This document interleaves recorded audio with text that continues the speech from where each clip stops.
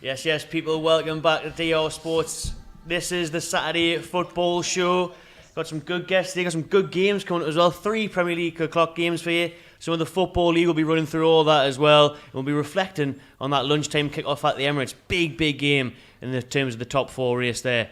To my left, at the far corner there, Man United fan, Culture Counts, what are you saying? Yeah, it's not too happy right now, but, you know, we move. Yeah, man, you do. Well, do you move? Where you moving to? Moving to? down? Are we tucking into United now? Are we getting no, into we've got plenty of time to tuck into United. We've got plenty of time to tuck into United. To my left co-host today, Nicky, what you saying, mate? You good? Cloud9, mate.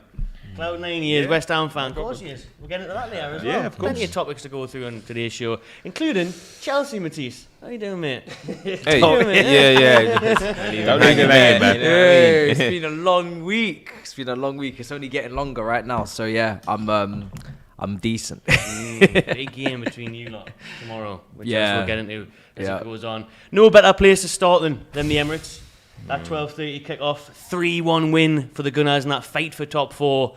Culture Cams, you can sum it up that best for anyone than Man United fan. How did you see it? I mean, I wouldn't call it a battle for top 4 first and foremost, because United were out of the top 4 race in my opinion. So this game was just kind of a nail in the coffin, if you know what I mean. After getting battered by Liverpool, and Arsenal actually won surprisingly at Stamford Bridge, that was definitely like, okay, it's over. But this is now rubbing salt in the wounds, and I mean, scoring a goal in the first 5 minutes or whatever it was after conceding to Liverpool so early as well. You've got to now start wondering what these guys are doing in training, what these guys are doing.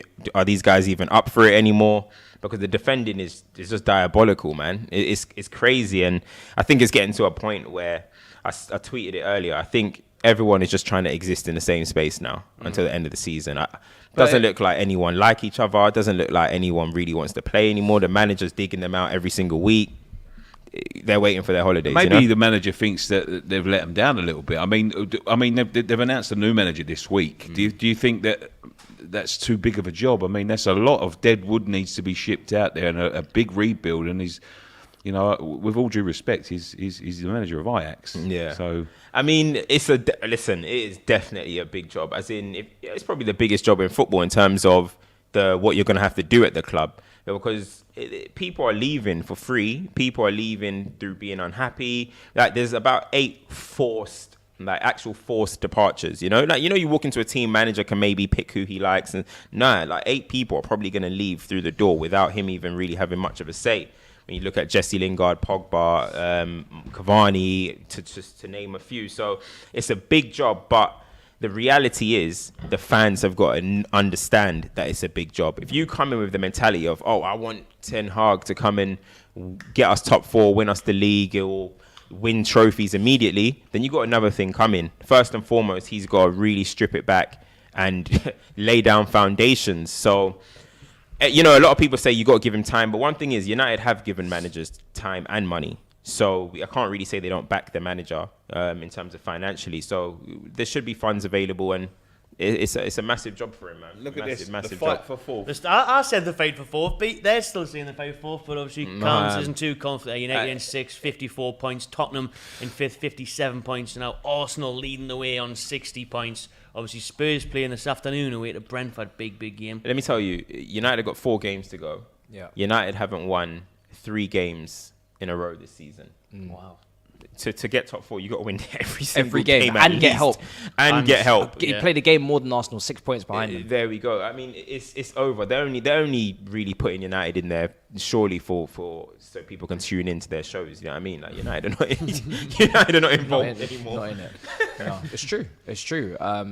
And that's the first time this season I'm saying that, really, that Man United are really done. Like, I've always put that pressure on Manchester United. I expect them to finish there with the players they brought in the summer. At least. They had manager change as well. So I was like, I'm going to keep putting that pressure on Man United to finish in the top 4.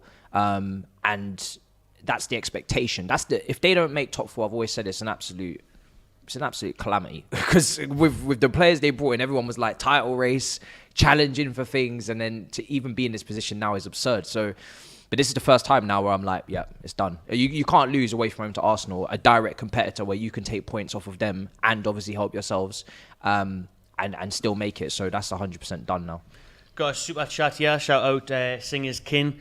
Nothing changes until the owners change. The same people making errors at boardroom level, wasting millions on second and third choice signings don't help. Now, how much control do you think Erik ten Hag will get over transfers this summer? I mean, all the talks that are coming out are saying that he was super adamant on, listen, if I don't have a final say or if I don't have a say in the transfers, then he's not going to sign the contract. And he's come out again the other day and said, look, yes, there is a team that's going to be involved in identifying talents and stuff, which every club have. Liverpool have, City have, everyone has that. But the buck stops with him.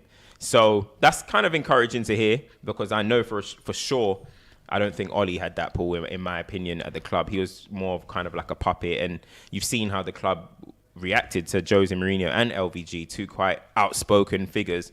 They didn't like it. They got rid of him. But it seems like now maybe the reality check and the humbling nature that they need is finally starting to settle in. So let's see what happens, man. But he said it himself with his own mouth.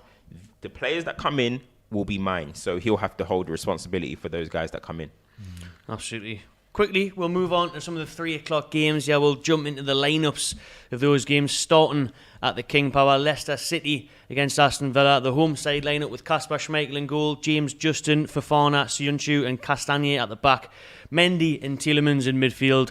James Maddison, Dewsbury Hall and Lookman are a front three behind Patson Daka. See how Villa line up against that. Emiliano Martinez in goal, Matty Cash, Konza, Mings and Ashley Young at the back. John McGinn, Douglas Luiz, Jacob Ramsey is the midfield three. An exciting front three for Villa of Coutinho, Leon Bailey with a start and Ollie Watkins up front. Danny Ings on the bench and a couple of youngins on the bench as well for Villa. That is an exciting lineup. We've got the Man City team news here. Edison, Cancelo, Diaz, Laporte. They made 6 changes, by the way. Wow. Zinchenko, Rodrigo, Fernandinho, De Bruyne, Jesus, Grealish and Sterling. And they're against Watford today, who you've got to think are doomed by now. Foster, our old boy Ngeki is playing. Loser, King, Cleverly, Kamara, Sissoko, who's the captain. Samir, Sarr, Dennis and Cabasile. See what Norwich can do there. See what Watford can do there. Sorry, any surprise if it can spring up one at Man City? It's a big ask. I mean, they've lost some huge games at home lately where that's pretty much buried them, hasn't it? Brentford in the last second last week. Moving on to another game then, Norwich City, who look probably dead and buried as well, but they've still got a bit of fight in them. Big win the other week against Burnley. Obviously a must-win game for them today against Newcastle. They've got ex-Newcastle goalkeeper Tim Krul, who's their number one. Byram, Grant Hanley, Zimmerman, and Dimitris Giannoulis. We'll go with Dimitris. I've ever seen you struggle to pronounce the name. Giannoulis. Yeah. Left back, number 30. And then Norman and McLean in midfield. Kieran Dowell, Limelu, Rashika, and Pukki up top for Norwich. Pukki, bit of form lately, some good finishes. Newcastle, obviously my team have made 4 or 5 changes today. Big changes after a big win midweek against Palace. 40-point mark reached for them now, so they look safe. Dubravka's in goal. Emil Kraft is at right back. Jamal Lascelles comes back into the side alongside Dan Burn and Matty Targett. Bruno Guimaraes continues in midfield. Sean Longstaff and Joe Willock join him there. Jacob Murphy up top with Joe Linton and St. Maximin as a lone striker. Well, I've seen that doesn't work. Yeah, we're trying it again with St. Maximin up top. But tell you what we'll do. Saturday football show tradition is obviously we have a little prediction. Yeah. We'll get the boards out, lads. Put your predictions down for all the 3 o'clock Premier League games. So just the 3 of them. I'm useless at this, by the way, mate. Useless. I used to be alright. The Matisse keeps on winning, doesn't he? It's not too bad. I was just about to say as well, Newcastle could be in the top half soon. Could I? If things keep going. That's the right unbelievable. Way. They're currently in 11th, level on points with Brighton, tied 10th, and 1 point behind Leicester. And so yeah, I mean after that is a bit of a gap, but they could be top half. It's nuts considering we didn't win a game in the opening 14 matches. Mad. Okay, predictions. Not doing too well at this recently because I thought the Arsenal Man United game would be a draw. So, did you say 1-1? I really did say 1-1. I really thought Man United. I feel like I just said it out of spite. For the fact that we lost at home, innit? Yeah. And keep them to yourselves, and we'll reveal them at the end of the show. Oh, we're keeping them to ourselves, yeah, man, just keep them to yourselves. Make sure you're popping your predictions in the comments as well. Let me know what you think heading into the 3 o'clock games. Get your score lines in there as well. Plenty of chats here. Good to see you getting involved. Keep them coming. Right then, moving on to those 3 o'clock games. Leicester, Villa, Man City, Watford, Norwich, Newcastle. We are only 5 minutes away from the 3 o'clock games. Quick look around the leagues as well. Obviously, we're going to include the Football League. We've got the Championship as well. We've had an early game there that's finished 1-1 between Luton and Blackpool. Luton not managing to try and push Bournemouth for that second spot there. But they're still doing well, though, in the playoffs. Today, Bournemouth. Big game versus Fulham. Yeah, big games in the Championship. We'll keep an eye on all those as it happens. Fulham Birmingham, Millwall just won the Championship, haven't they? They've won it, yeah. So it's really on Bournemouth now to push if they want to. They win today, I think they're pretty much guaranteed. They've got a few games in hand as well. Yeah.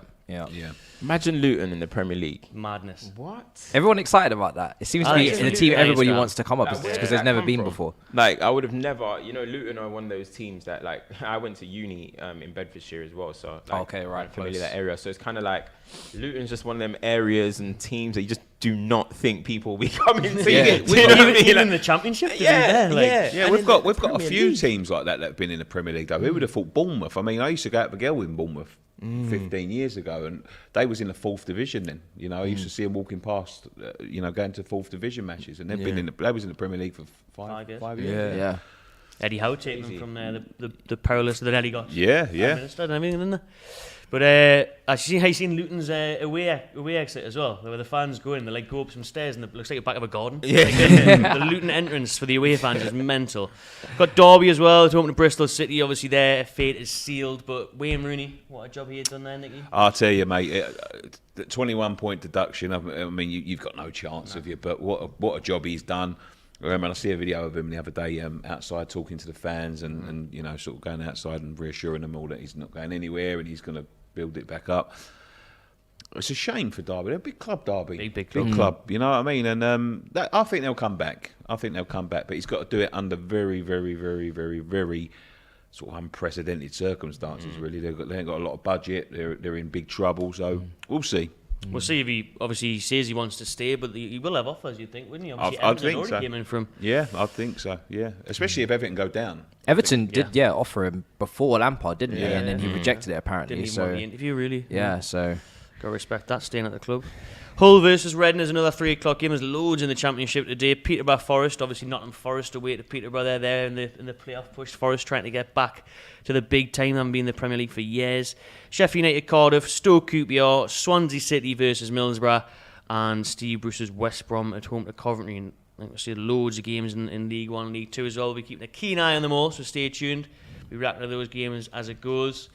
Can I just say as well, Millwall are not far from the playoffs. Imagine if they come up, Vlad, Metropolitan Police are in trouble. What are you saying? If Millwall Don't come want up, them up, Yo, mate. Nicky, you're gonna have to. We've got a lovely new home. We don't want it destroyed. That'll be madness if Millwall come up. Oh, I'm telling you, it will be mad. Like every London derby in the Premier League then is a problem. It's a problem. You can't really have that fixture on the same day as anybody else playing. I don't know how they would police it. They wouldn't be able to. Stadium because it's so open and vast. It's You'd have Millwall fans climbing into the Olympic Park from the parachuting in. It would be mad. Leave them down there. That's what I'd say. Let me know in the comments, who do you want to see come up from the Championship as well through the playoffs or that second spot? Millwall, Luton, Forest, some big clubs that could come back up. Title race today, though, we're going to focus on that as well. We've got Manchester City at home to Watford. We ran through the teams before, a couple of changes. What do you think? That's got to be an easy win, surely, for City today. You got to think so, haven't you? Unless look, football's pulls out all sorts of surprises every now and then, doesn't it? And I think did Watford beat Man City last season? I think they might. I remember they were the team that ended Liverpool's long and beaten run. But you got to think on current form with what's going on at the moment, they ain't got a hope in hell, really, have they? Let's be fair. City can't be dropping points here, man. You can't be dropping points. If they do, I still think this is Liverpool's title. I still think. I think, Man City are going to slip up somewhere.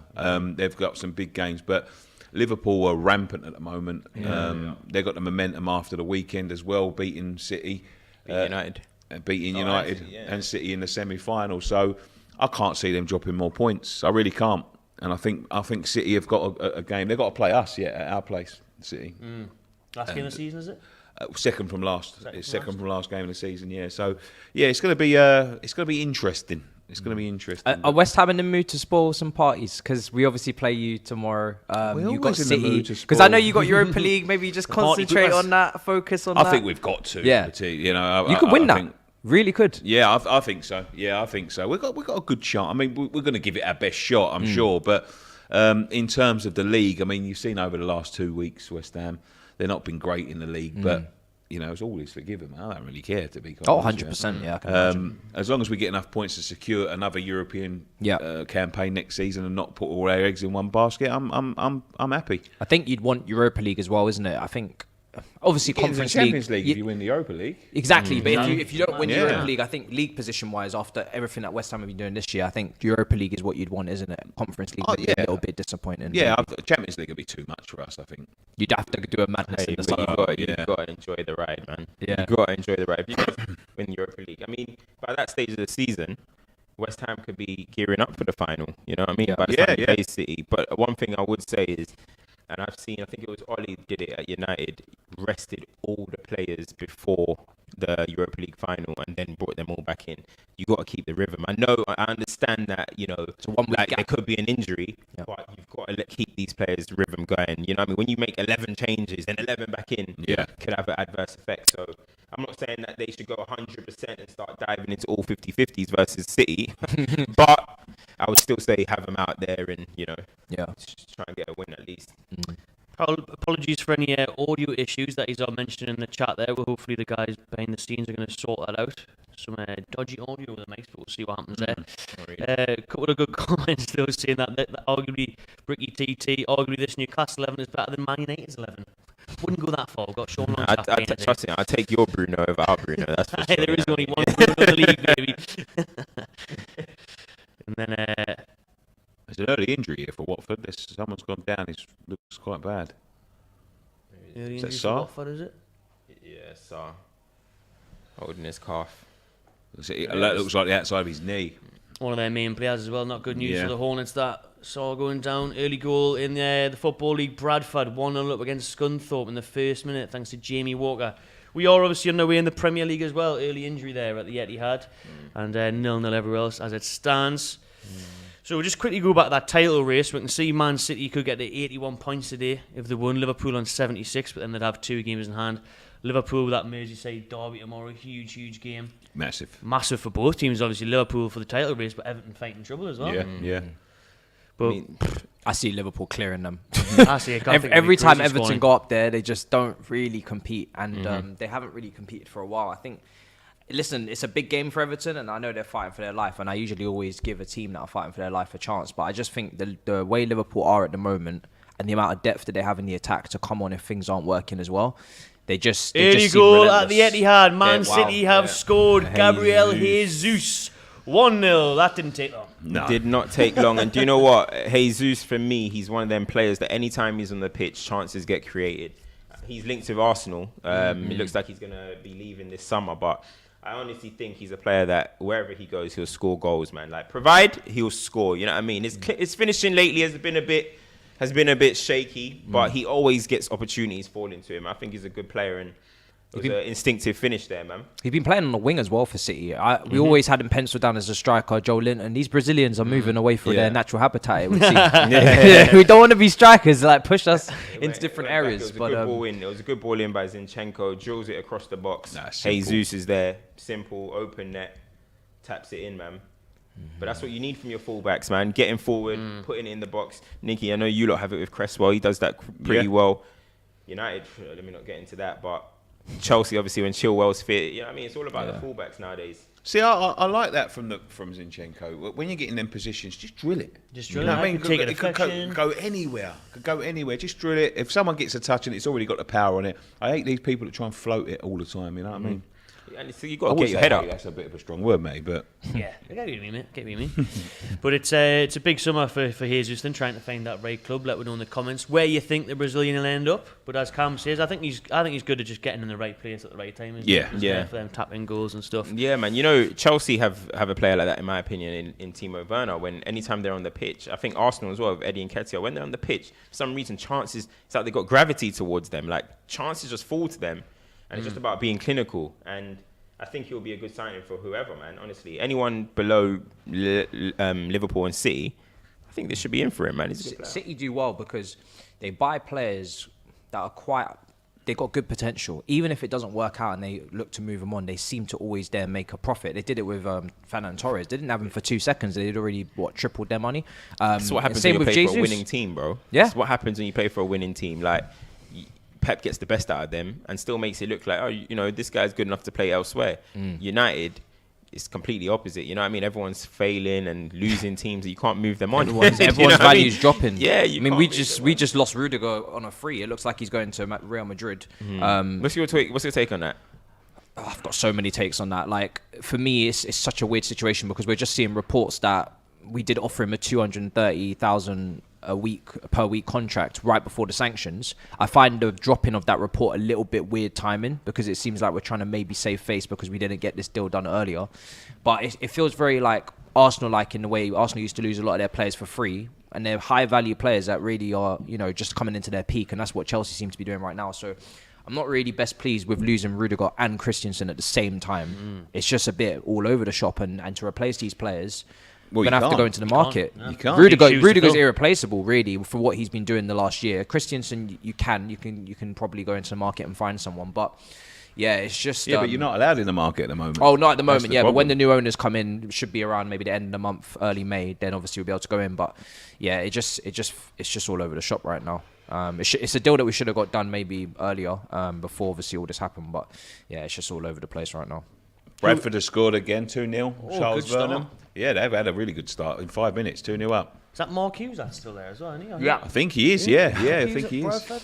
Yeah, every time we think about it, it just gets weirder and weirder, doesn't it? Mark Hughes at Bradford. It makes me laugh when I know it might be a bit off topic. We're looking at McTominay, but it makes me laugh that everyone after the game has a lot to say. Everyone has a lot to accountability gets taken. A lot of accountability gets taken in the press conferences. Never on the pitch. You know what I mean? And I don't really know what he's saying right now, but I know he's probably giving it the we're not good enough, blah blah blah blah blah. But 7 passes he completed in the first half. 7. You're a centre midfielder. Put that header wide as well, didn't he? Had a good chance from a corner for a header. Where's the accountability on the pitch? Because accountability to me is getting on the ball, trying to make things happen. You know what I mean? It's not always about running into people and crashing tackles. You got Declan Rice at West Ham. They was trying to tell me before McTominay was better than Declan Rice. That is, you know what I mean? It was always uncomfortable conversations. It was blasphemy. That is what you call blasphemy. You know what I mean? People saw 2, British guys in the same position, around the same age. Well, McTominay's actually turning 26, and said, you know what? They're the same player. 4-year age gap there. How old is Declan Rice? Declan Rice just turned 23. You know what I mean? There's levels between the two, and I'm just tired of seeing players take accountability off the pitch and not much on it. Yeah, I can 100% see that. It's like, for me, there's just a lot of Man United players that are just not good enough, or they can't handle the pressure. The pressure of playing for Manchester United is ridiculous. It's Manchester United. It's one of the biggest clubs in the world. So I just feel like, they've got it a bit wrong with the way they've been going. But with Ten Hag coming in, you already know, and you can see by the reports, they're looking to strip half that team immediately in the first window. And if you remember when Pep first came to City, he must have brought in about 7, 8, 9 players. And then in the following summer, he did the same again.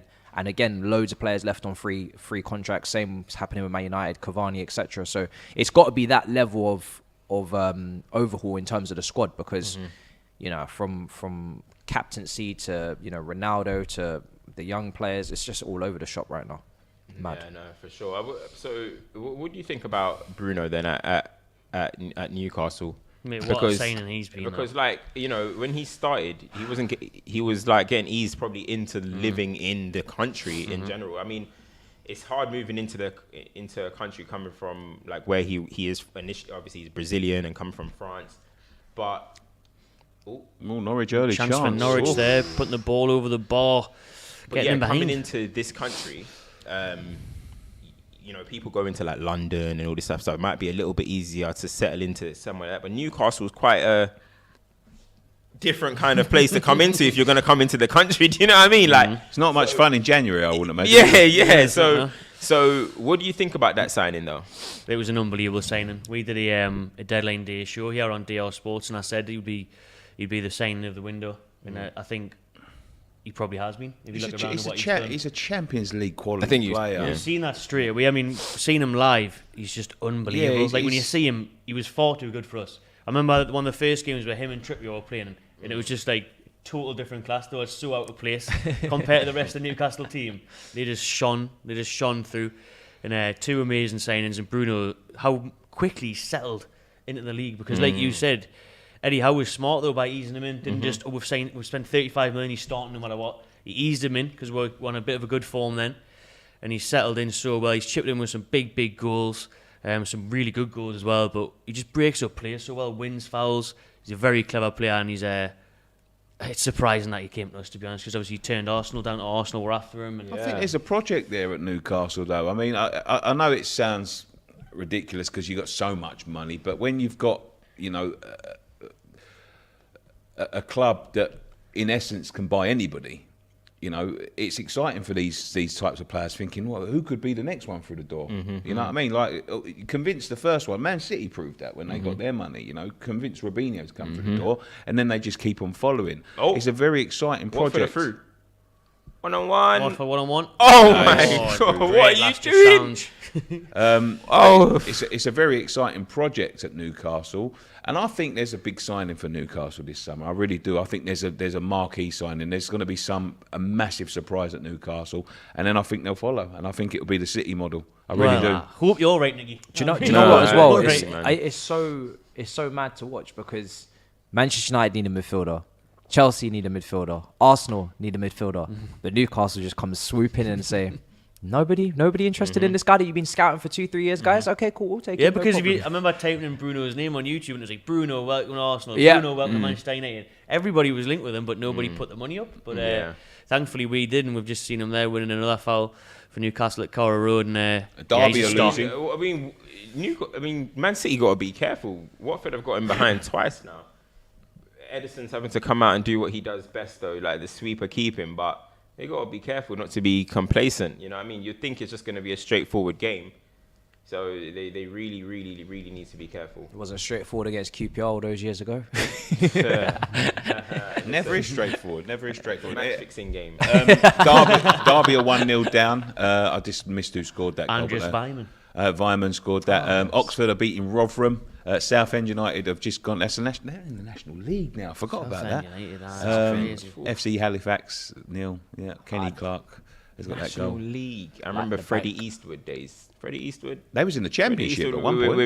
You remember him? Yeah. The striker. He beat Man United in the FA Cup or something like that. Knocked us out, and now they're on the National League. Crazy. Norwich have started well at Newcastle. They have. Yeah. It's weird because Norwich are not technically relegated, but not mathematically. No. Everybody's just like, yeah, you're done out here. So I think they can close the gap to 6 points today, though. Yeah. They won, so they just run out of time. They really run out of games. Them and Watford have always been, like we assume they're going down, but they've also like kind of, if they got their act together, they could do a great escape. That was a massive result at Burnley last week. Huge result. I mean, for Everton as well as Norwich, but yeah, I don't think there's. Listen, win today, and I think that it's back on. Because I can't see Everton picking up many more points, if I'm honest. Really, you think Everton could go down? Yeah, they've got some really tough fixtures. Really tough fixtures. Well, let's have a look at them now. Actually, we'll look at the Everton fixtures because they have got the Merseyside derby tomorrow, and then Burnley must win. They've also got Chelsea as well, but at the same time, I don't know. We're handing out presents at the moment. Who's that for Norwich? Yeah. No, Everton. Okay. So Everton's few remaining games: the Merseyside derby at Anfield tomorrow, at home to Chelsea next Sunday. Then it's Leicester, Watford, Brentford, Palace, and they finish the season with a trip to the Emirates. Obviously, they're all tough games, then, mate. They're all tough games. Watford, they'll be looking at Watford away, maybe. Wow, that's it, really, though, isn't it? When you look at that, Brentford at home as well, maybe. Brentford doing well at the minute. Brentford are in very good form at the moment, yeah. Ivan Toney. Brentford were one of those things everyone expected maybe Brentford to be in the relegation scrap, and there was even a point where they're getting dragged in, but is that penalty? Looked like something there. St. Maximin there, tracking back for Newcastle. There's no call for it, but How much does the Newcastle fans love St. Maximin? Because his interaction with the fans just seems to be on another level that I ain't it's seen unreal. before. But he dishes out Rolexes after the game, didn't he? What? He gave a fan a Rolex. No, after he the game. didn't. Aye, Really? was getting Did he back- actually? When was this? Recently? Like, it was about a month ago. Who did that? St. Maximin? He stopped his car and just gave a fan a I Rolex. might have to go to the Newcastle games. Cam's just puts on the Newcastle top. The next episode of Big Six. and not only that, me last, there, week, man. last week he treated everyone to a bit of river dance. If you saw that, Yeah, he was doing the soundbar last week. Mad. Sunderland are winning, beating Cambridge in League One. Dagenham and Redbridge are losing to Kingsland. Still booing that. They're at home to Cambridge in League One. Yeah, we'll always do them. To be fair, I want to see them come back up. I want the derby back. It's been a while. Yeah, you said that before. Football is nothing without rivals. No. Even though I don't want to see Millwall anywhere near the Premier League, but I enjoy it. I enjoy a game against Millwall when we go down to the Championship. I just feel like it would be an absolute bust up if they came up to the Premier League. Like every single team that they go to, it's going to be a madness in London. And we've got a lot of London clubs. I'm sure they'll even pick a fight with Fulham, to be honest. If Brentford stay up, we've got our own little Southwest London consortium going on. We just need, QPR to come up, and then we've got a little Southwest London cup. I don't think the Fulham end will have neutral stand in that game. Yeah. Diving back into that relegation fight, then we went through Everton's fixtures. Burnley with a huge game tomorrow at home to Wolves. That's if they win that, then it turns everything on the head. I can see them winning that as well. That right was before the derby as well. Right before Liverpool. They played really well the other night. Thursday. Burnley looking like they're probably going to stick with Mike Jackson at the minute, who's in charge. He got a good start, big win the other night. Newcastle down the side. So yeah, Burnley have got Wolves tomorrow. Then they've got a trip to Vicarage Road. They'll fancy the chances there. And they've got Villa at home. They'll fancy the chances at home as well. Aston Villa, Tottenham away, then Villa away again, and then they finish with a home game in Newcastle. So 2 games in the space of like the 7th of May and the 19th of May. Yeah. Must have been one of them COVID-related ones. Yeah. But you look at the fixtures there. Burnley do have obviously favourable fixtures. Yeah, but it's football, mate. Anything can happen. You know what I mean? Wolves got 2 games in hand. I want Wolves to win both. West Ham to win their games as well, so United can fall out of Europe. You want your team completely out of Europe. One No game Europa a week, League, man. no Give us one nothing. game a week on the training pitch. You know what I mean? Calling off Newcastle. Played across It would be Learn how hugely to- beneficial to Ten Hag to play once a week and Learn how to play some football, man. String 2-3 passes together. You know what I mean? so yeah. Do you think you're sabotaged from the team then to keep losing these games? I mean, because you're on awful form. What's I mean, even Norwich at home, you tried to dip that one as well. What is the position for out of Europe? It's 8th, isn't it? Yeah, at 8th. But Paul Scholes actually just said. Paul Scholes said he spoke with Jesse Lingard and he said Jesse Lingard won't mind me saying this, but he said that the dressing room's an absolute disaster. Oh yeah. So that just explains it all. Do you know what I mean? I'm telling you now, the players don't want to be there. The players must absolutely hate putting on a shirt at the moment. It's toxic. Yeah. You're getting, United, though. you know, you would think. I mean, Manchester at least have United. some pride in it. Have some pride. Norwich breaking Norwich it. are breaking. Norwich. Uh-oh. Waiting for the Pookie. Pookie's one-on-one.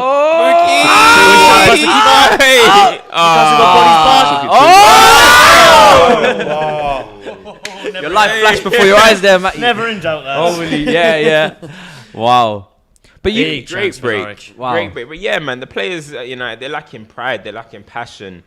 So, I mean, as we said, they're going to get broken up. It's a toxic group, toxic camp. A lot of them are comfortable receiving ridiculous wages while not performing. Mediocrity, getting new contracts. So let's see, man. It looks like it's finally the end of the road for a lot of them, and it is what it is. But are you surprised? Jesse Lingard wanted to be a West Ham player. He was on his knees. He should. And they were holding him back. He should have gone to Ridiculous. West Ham. West Ham was a lot. He tried. But no, but I And he mean tried in to the work. summer, summer, because in January obviously then he tried, but it was too little, too late. I think the environment was perfect for him. I seen him busting moves with Declan Rice and Antonio in the background. They're playing Europe. Do you know what I mean? He's playing football. He's on form. I just feel like he should have taken that chance to go in the summer. But on Man United, we have to remember this is a working environment. You know, when you got colleagues that you're not really seeing,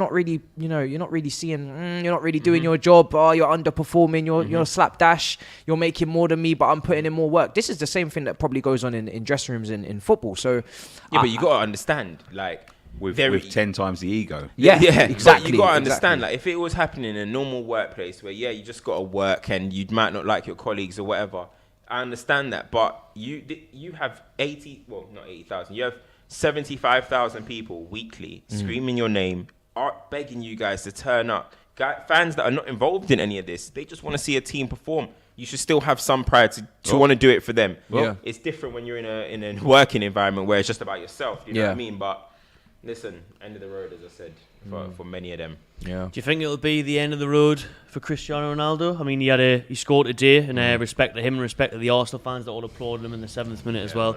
Tough week for him. Showed his mental strength there, scoring today and performing today.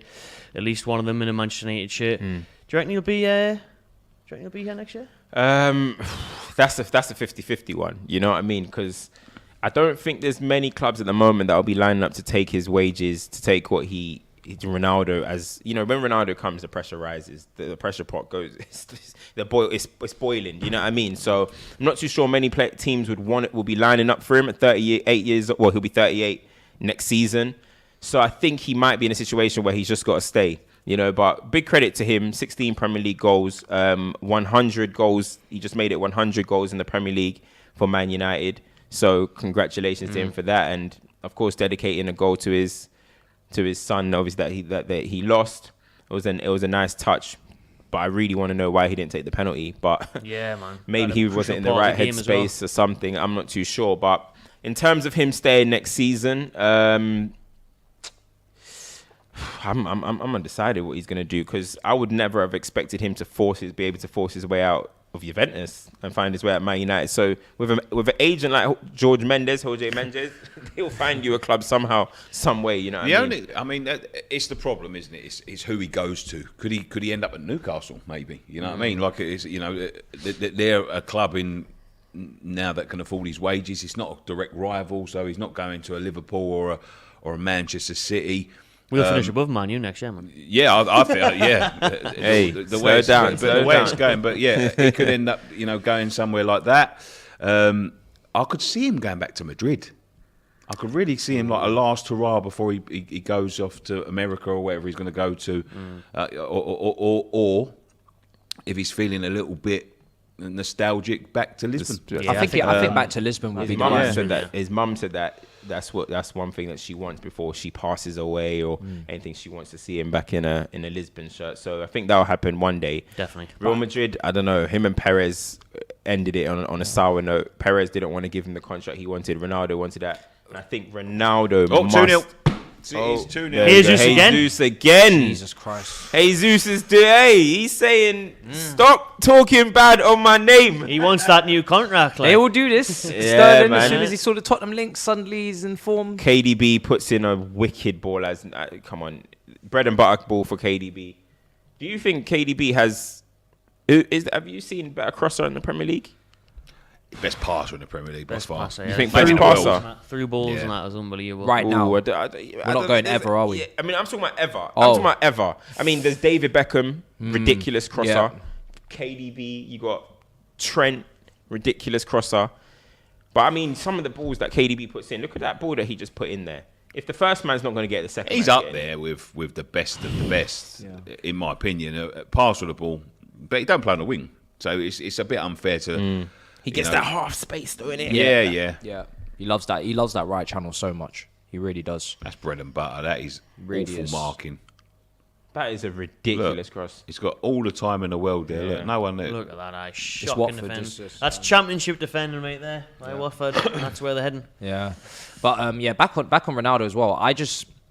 I don't see why he would want to be a bench player at Real Madrid. Like, he's never been a bench player. He's always been, I want to play, I want to perform, I want to score goals. It's like an adrenaline rush for him. So to go to Real Madrid when they're, building a new team, Tchouameni's being linked, Mbappe, they're just probably about to get Rudiger. I think for him, it just makes sense to go back to Sporting. Absolutely tear it up in the Portuguese league in terms of just in the box, feasting for those finishes, and win the league with your team that you started with. It's the perfect way to round off your career. Obviously, at Man United, it's not gone the way he wanted. I'm sure he wanted to pick up at least a trophy or something, but you could definitely correct that at Sporting, I think. And from what I'm watching from him, I know he's getting goals and whatnot, but he is slowing down. He's not the same guy he was once before. He's kind of just in the box striker needs service and whatnot. So I wouldn't test it anymore and push your luck and try to go back to Real Madrid and do a madness. I think it makes sense in returning to Portugal, and then I think Ronaldo will try and set the record of being the oldest player ever. I think he'll just play until he's about 45. Do you think so? Do it what was Teddy Sheringham? What was he 42 or something? Yeah, Teddy it was Sheringham? something like that. Yeah. Ronaldo's not going to retire until He'll go Qatar or Do you think this will something. be his last World Cup? I think it'll be his last World Cup. The way he's looked after himself, I mean, he's I think people would still have him at 45. But back to Lisbon, I think is winding down your career now, and the good thing about Ronaldo is. When you're talking about money wise, I mean it's difficult to afford his wages and everything else, but he's so marketable that he brings money in with him. You know what I mean? Like you could sign him for 20 million and then pay him £500,000 a week or whatever, but he can bring that in shirt sales and he's so marketable. It's unreal. Norwich are through here. Oh, every sporting fan would buy the home away third Of kit course. with Ronaldo on all three. and there'll be other people. Yeah. That's what happens 100%. when big player. I remember the Beckham. When he went to Madrid, everyone I knew had a Real Madrid shirt with Beckham on the back. LA Galaxy as well. LA Galaxy, yeah. LA Galaxy top. Scott McTominay said there's a whole load of problems in terms of players, staff, and anything within higher up. We just need to concentrate on what happens on the pitch. We dominate the first 20 to 25 minutes of the second half, and then they go up the other ends and score, which is about the way things are going at the moment. But for him, he said, for us, when we go back to the dressing room, it's go home, take a look at yourself in the mirror. You can't go back to your house and be satisfied with conceding 3 goals at Arsenal whenever we deserve to win. I mean, for him to come out and say there's problems with the staff, things higher up, and the players, man, I ain't seen it this bad before. The overhaul is going to be insane in the summer, isn't it? The overhaul is going to be ridiculous. I mean, do you think it's got worse or better since Ralph came in? It's gotten worse. It's gotten worse because these players don't feel protected anymore. But don't you think that's very harsh on Ollie? Because I mean, he didn't do a fantastic job. But this guy was meant to come and steady the ship. It's rockier than ever. Ooh, Watford have pulled one back at the Etihad.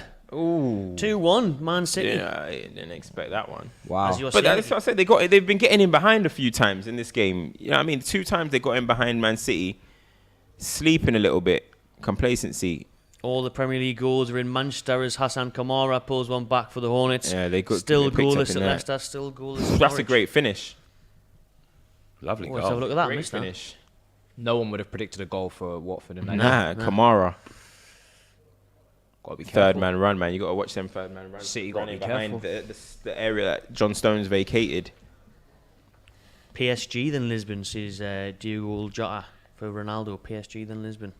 Yeah, maybe. Corner for Newcastle. Messi, Ronaldo. Oh! I thought it was in. Just Fizzed across the front post there. Dan Burn with a header just wide for Newcastle. 26 minutes in. That's a really good, really well worked goal by Watford. Edison should be saving that though. Went in underneath him. He's got to be saving that one, man. Problem with their goalkeepers over the last couple of weeks, haven't they? Sits up nicely for Kamara and he drills it home. Should be saving that. But Another one here. give him credit. And Liverpool will be rocking. Yeah, I mean, Liverpool got to focus on their derby tomorrow. Make sure they get their job done, innit? Do. No, I think they will. I really do. I think, if any, I agree with you guys when you're saying that Liverpool are just got that little bit of an edge. They seem like more Focused, minded. yeah, I think they're focused. Whereas City, that Champions League pressure, they got a more difficult tie against Real Madrid as well in the semi-final. That could play a distraction.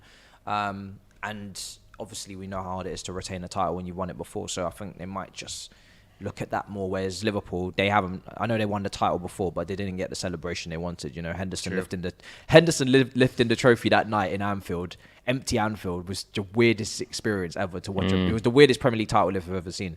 So they need to get that right this time. It's the weirdest time of all of our lives, man, yeah, to be fair. Strange. So strange. So strange. Who do you reckon actually deserves the title this year so far?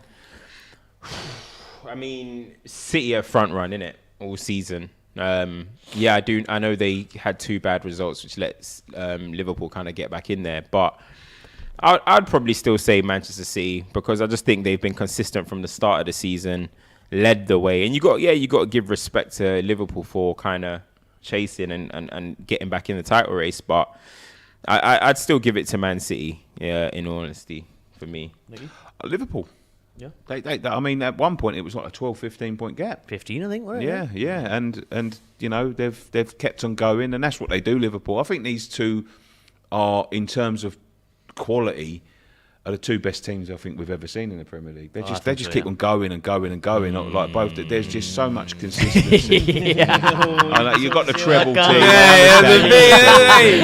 Listen, this Liverpool side could be a quadruple winning side. That's true. That's true. The debate settled there. Yeah. If they win the quadruple, it's over for everybody. If they win Everyone. that's not good for football. Because that'll probably never happen again as well. If they do it, it'll probably It's like the Invincibles. It's never isn't been it? done. It's never been done. Yeah. Mental. Yeah. It's great, but you're gonna need a lot of luck to do that. Like even United winning the treble. Let's be real. Bayern Munich should have won the Champions League final, and let's be honest, Arsenal, Dennis Bergkamp missing a penalty late on. Schmeichel, what a save! But you got to get luck in these moments, man. So Listen, they're Liverpool through to need it one on their final, side. man. They've already won. They won the They won League the They won the Cup. Carabao League Cup. Cup. They're they've through already to won one that. final. They've got the final of the FA Cup, semi-final with the Champions League against Villarreal. You've got to say they're favourites for that. Big favourites. And then they come up against City or Real Madrid. Real Madrid, yeah, and This is the closest we've ever seen to a quadruple, I think. No, absolutely. This is the first. Yeah, This is that's the first time where I that's the actually think, start, oh, this could actually happen. The media always push it, and every single year they ramp it up, and City and whatnot. But this is the first year where I'm like, oh, we've got to be careful here. Even if they don't win it, I do think they'll get to all three of the finals. yeah. Obviously, we know they've won one of them, but I think they'll Well, they're in the final. They're already in the final. So they just need one more final. win the FA Cup one. I think. No, and then I think they get Liverpool through win the Champions I League. think they'll win the Champions League. I think Even that's Liverpool an are going to accomplishment on its own, really. Like, Yeah. Three cups, yeah. I think they're going to win the Champions League. I think Man City are going to see it through. The City Premier and League. Chelsea will be to blame if this happens. We've had them in 2 cup finals, both the domestic cup finals, and City Come on, got the other Tuchel, 2 man. trophies as well. So you can deliver, man. Deliver. You can't lose another final, can you?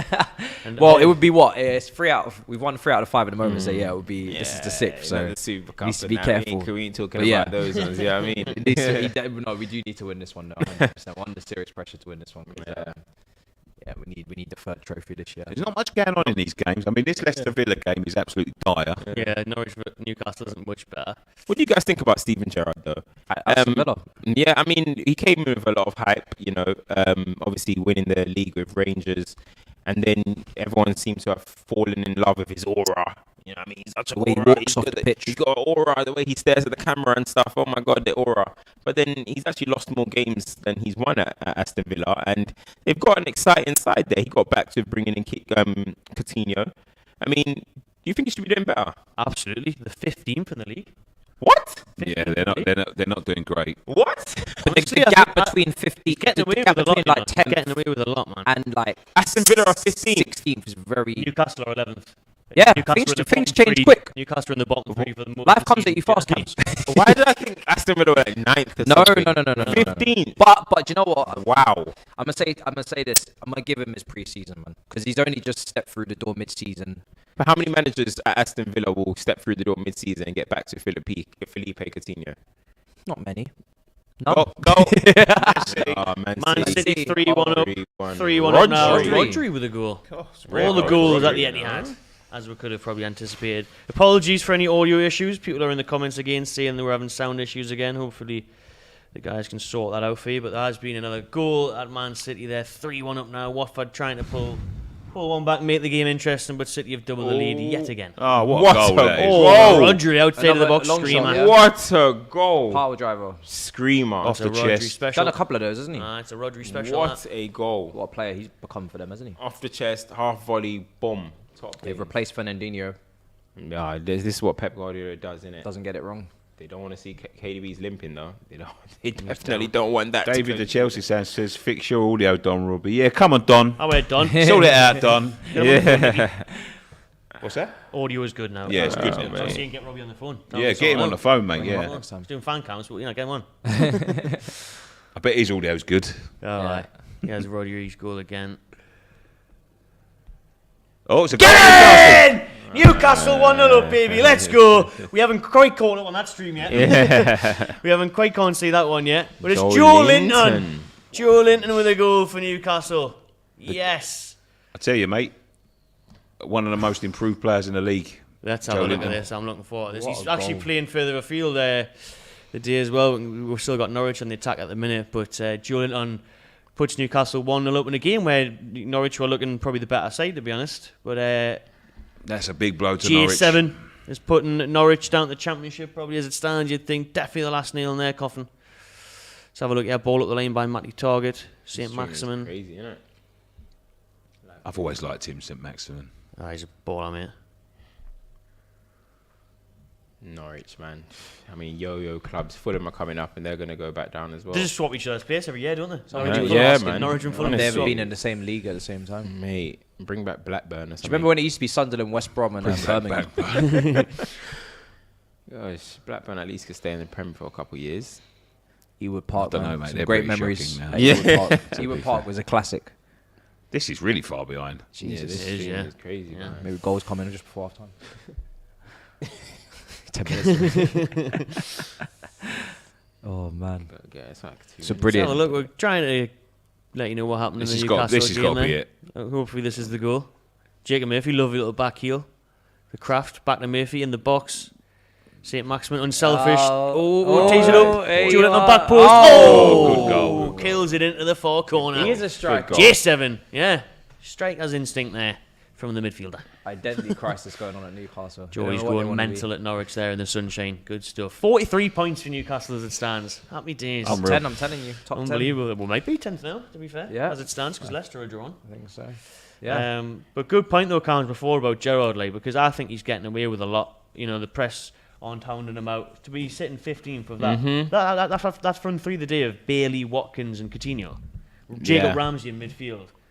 Tyrone Mings, England international at the back. There we go. Do you know what I mean? That's I they've mean, got a if- really good Shouldn't side. be an If- England international, but He- anyway. well, a lot of them shouldn't. Shouldn't be one, but yeah. He scored in the last one. I was Yeah. there. Left foot tax right there. I mean, but honestly, you know, when Jesse Marsh, for example, came in at Leeds, you know, everyone would have been ready to like crucify him if he went on this Mocking type his of accent. form. Exactly, Do yeah. you know what I mean? And He's done well. yeah, and you know, you get these, you know, you always get this like couple random managers that just be in the Premier League and they get targeted, and you know, the people be like, oh, they don't know the league. Do they know the Premier League? Do they know English football?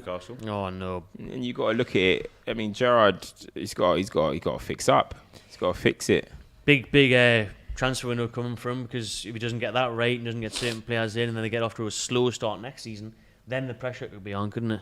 No, nowhere near offside. That's standing. Newcastle on 9th right now. Unreal. Newcastle on You're 9th. chasing that Conference League place, maybe. Yeah, If you had a 9 little points bit off more West time, Ham. Yeah, 9 mate, points yeah. off the Hammers, mate. if you had just had a bit more the season to go, If you we never know. just didn't have Steve Bruce in charge for the first 20 games, it would have been good. Oh wow. Let's talk a little bit about Chelsea. Oh Obviously, no, there's I gonna was be, avoiding it the whole time. Let's talk. let's talk a bit about Chelsea. The manager, Thomas Tuchel, he's not having a great time at the minute, is he? He's not, but the whole club isn't. They can't even sell merch. You know, they can't even sell scarves. They can't even sell shirts. They can't do anything. It's just the whole club right now is all over the shop from top to bottom because I think there may be a penalty for Newcastle at really? Norwich. No, I think the VAR check's just been given. Oh, just the VAR Yeah, check. yeah. Happy days. he's come into a team that consistently for the last 3-4 years have been finishing under Conte 5th, under Lampard, under Sarri 3rd, Lampard 4th, and then last year 4th again.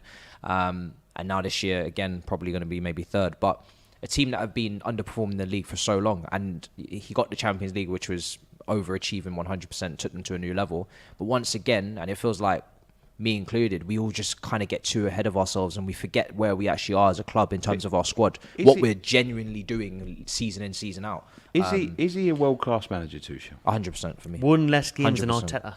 I understand that, and that's definitely underperforming in the league big time because, you know, for me, I wanted that gap closed to City to be 7-8 points. But if you see him when he comes up against the elite managers, he always squares up proper.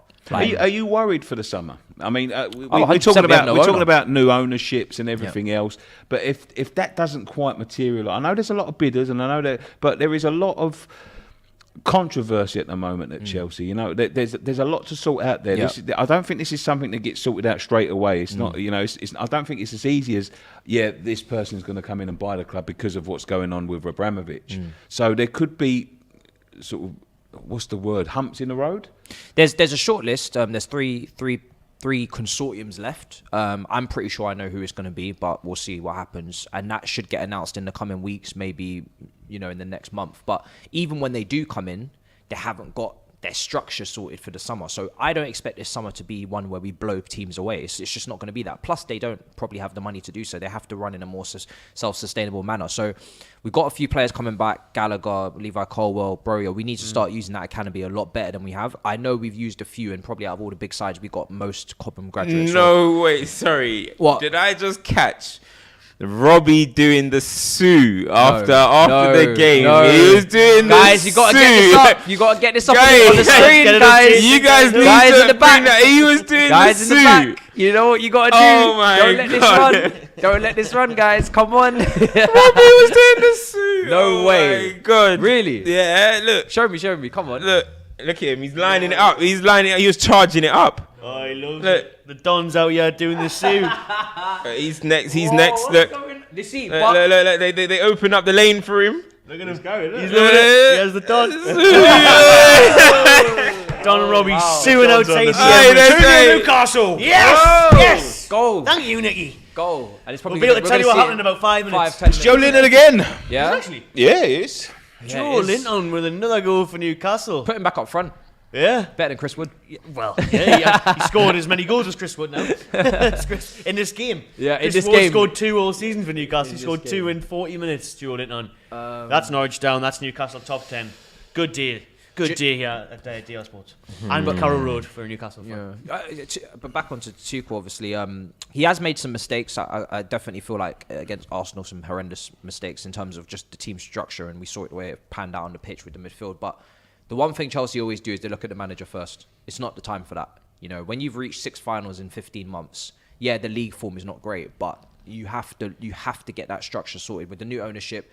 New sporting director needs to come in.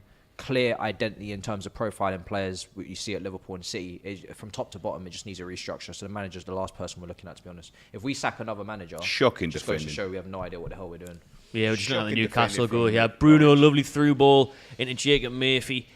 Clips it into the back post. It's a tap in for Joe Linton. It's 2-0 Newcastle. 4 Jace. minutes till half time. Jace, can we get a video of Robbie doing the Sue up on the stream? We'll get that at half time, I'm sure. Oh my God. Half time, we'll get that up for you. We're only 5 minutes away from half time. Goalless at Leicester. City 3-1 up at home to Watford. Newcastle have just made it 2-0 thanks to Joe Linton away to Norwich. Back to Chelsea though. Matisse, Lewis Hamilton, Serena Williams. Oh God, bro! What's going on This here? is- It's like this a is- sports personality of the year bidding Yeah. for Chelsea. Or Bro, what? so this is one of the consortiums, right?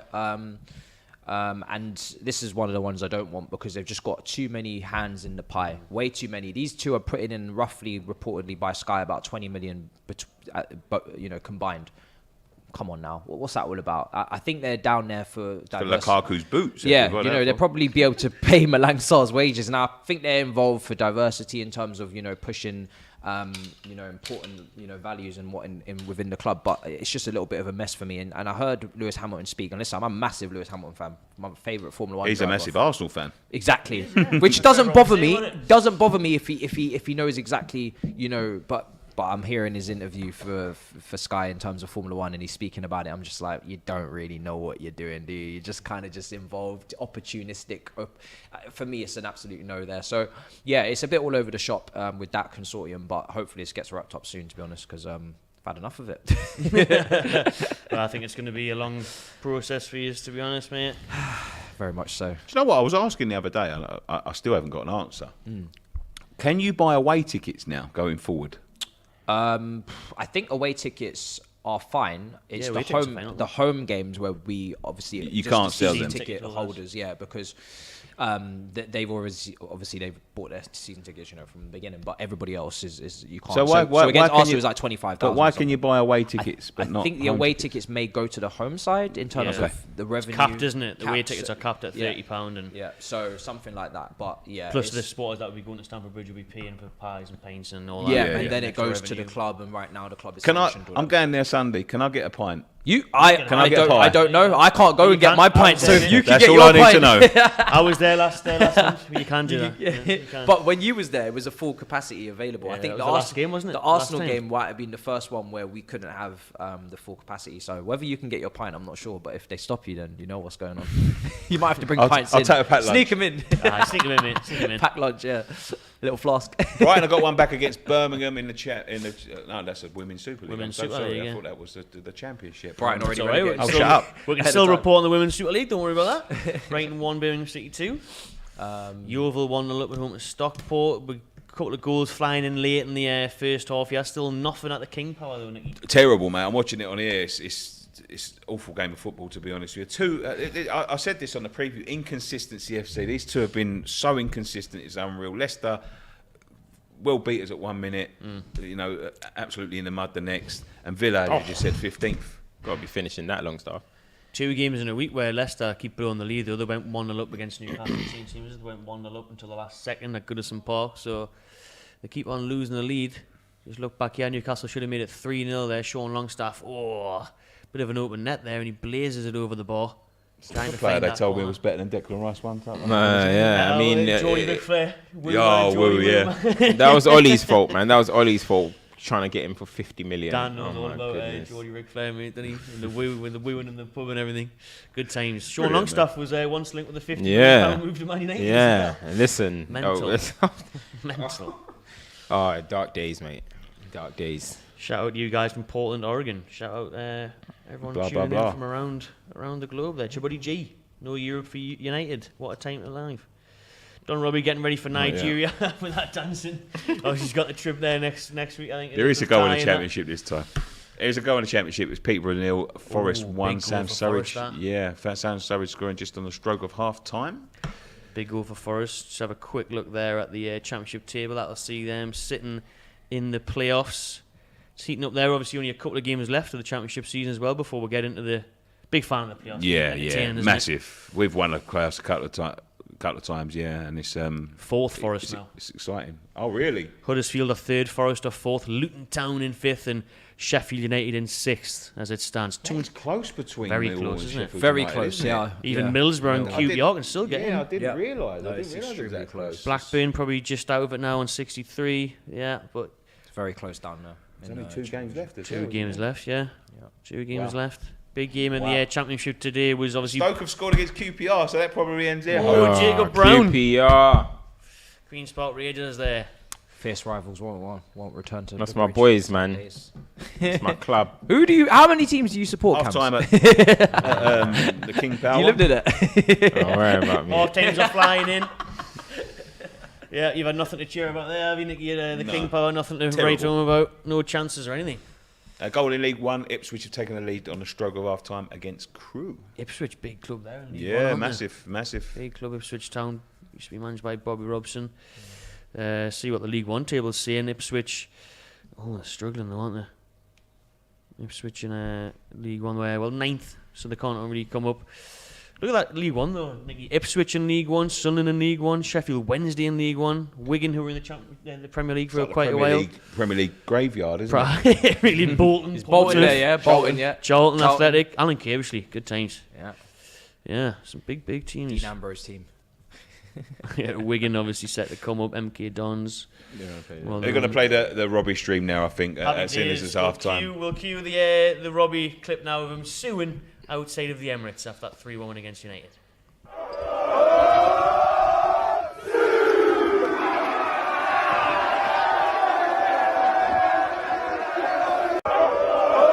Everyone's jumping on him like, Here he goes. DR Sue. There he is. Do you know what though? Because Arsenal gets so much stick, from AFTV and all of that sort of thing. It's good to see them actually enjoying themselves at the minute. but don't that just show that the blame of AFTV being one of the reasons why Arsenal fallen off, just shown how ridiculous that statement It was always an excuse, I think. Always I mean, an I run a excuse. fan channel. You run a fan channel. They're easy people to just, you know what I mean, like to target. So, yeah, it's good to see them enjoying themselves down there at the moment. I found it always so ironic because it was people that were blaming them for the toxicity were the same people that were taking advantage of the toxicity when it was happening as well. It's just, you have to report or cover your team, win, lose, or draw. You don't just cover them when they win. No, absolutely. That doesn't make any sense.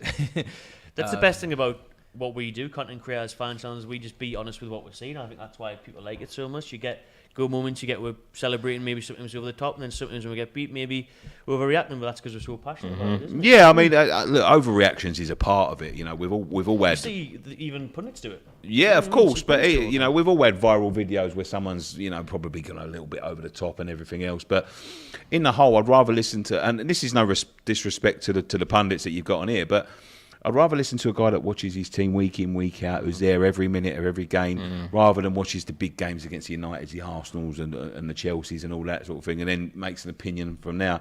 Opinion is a very big part of football, and before sort of the fan channel revolution came along on the internet, it was basically you got your information from there. Yeah. And now you can delve into it. As I said, overreactions is all a part of it, but that's part of football, isn't it? Absolutely. Surely. Yeah, of course it is. Of course it is. We all do it. Even if the cameras weren't on, we'd be doing it after the game with our mates, wouldn't we? Wherever we'd be on the way home and that. Half times are obviously in. Tell you what we'll do when the half times are here as we'll look towards tomorrow's fixtures, which sees your lot come up against your lot at the Bridge. Not confident. Matisse, we'll start with you. You just said you're not confident there. No, I'm not confident because Rudiger's out, Kova's out, two key players who have been indispensable in the team for the season, really. Kova's been our best midfielder. He gives us balance. He makes everything tick in there. He's really been dragging a few other midfielders with him this season. And then Rudiger, I don't need to say anything. He's been ridiculous for the past, year and a bit. So without those two players, and I know obviously West Ham didn't play midweek, they've had the full week. West Ham's record after Europa League fixtures, that's where they tire Tottenham game. Maybe they have a bit of rotation. Before, they have no Europa League, so they can go into this game and give everything they've got. And I feel like with the physicality that they're about to bring as well, with the defender that we have missing, it feels a little bit lightweight back there. Silva, even when he came on at half-time against Arsenal, Nketiah spun him. He's played too many games this season. There's not been enough rotation for him. Christensen has a good performance in the FA Cup final, then drops a stinker against Arsenal, so I don't know where he's at. Trevor's been making mistakes, could have cold feet. The defence really, for the first time in a while, worries me seriously because we've actually been conceding quite a few goals in the last month. A lot of individual errors. Real Madrid first leg, Arsenal, as you see there, many other games as well. And West Ham are good. West Ham are a good team. The only reason for me why West Ham aren't more in the conversation for top four is because they've got the Europa League and they have not the squad depth to compete on both fronts. Because when you look at West Ham's starting 11, they can take on anyone on their day when they play. So Antonio, Bowen, great player, not spoken about enough. I'm worried. And Chelsea right now, we're giving points away. Not great at home either. Exactly. 11 goals in the last 3 games, conceded at home. Yep. Brentford, Real Madrid and Arsenal last week, I think we're going to have an eye on Thursday. And I think we've got to have that. We're down to one central defender, which is all 3 of our central defenders, Diop, Kurt Zouma and Angelo Bonero now all done for the season. So we're down to So we're down to Craig Dawson. It depends what he does. It could be an experimental side tomorrow to see who slots in there. He could go 5 at the back to try and sort of shore that up when you've got a lack of central defenders. But we can get at you. And I think Antonio against them defenders can absolutely cause havoc because he's just a menace, and he's. I think this is one of the first weeks I remember when he's had actually a week off, and when he's on it, he's on it. And he likes playing against Chelsea as well. So yeah, and you beat us earlier in the season at Olympic Park. I remember Mendy goal from terrible goalkeeping. Yeah. I have to ask though, could Craig Dawson be rested because he's the only defender, and if he gets injured, then it's a wrap, really, isn't it? It's mad. All three centre backs have got injured. Yeah, they're all done. Yeah, but you're just going to it'll be Dawson and whoever. Yeah. What do you think? Who do you think you'll put back there? I think he'll go with a back 5, and I think he'll put Cresswell and Ben Johnson in the centre. All right. Okay. Yeah. That's what I think. Cheeky score prediction for tomorrow, then, Nicky? I'm going to go 1-1. 1-1? Yeah, 1-1. Matisse? He's going to play it safe. I had 1-0 Chelsea, although I can see us conceding, so maybe I should go 2-1 Chelsea, just because with West Ham's centre back issues, if we can't score, then wow. With them issues there, the amount of centre backs they have missing, there's gonna be a new partnership. So maybe someone young might come from the under-23s. I don't know. So we got to get a couple goals surely. Yeah. Don't forget, big fight tonight. It is fight night at Wembley, and 94,000 fans are heading to Wembley to watch Tyson Fury take on Dillian Whyte. Let's have a quick look at what they had to say over on Best of Enemies. Big fight this weekend. Of course it's a big fight, blood. You've been seeing me, blood. I know, I saw you at the press conference. I've been everywhere. I'm going to be ringside, bruv. I told you, bruv, I'm moving on up. Korea, Curiosity is the best drink on the market. The best. Get yours, working together. Hits harder. Where will it get get at Wembley? Then we're going to have a big van outside Wembley. Big truck outside Wembley. And yours truly is going to be out there handing them out. Yeah? All right, Best energy available in drink. June. Like the Jeffersons fan. I'm moving on Tyson up, blood. Fury. Curtis Mayfield. Tyson Fury versus Dillian Whyte. Yeah. Who's winning? You know what, yeah? This is going to be a very good fight. Very, very good fight.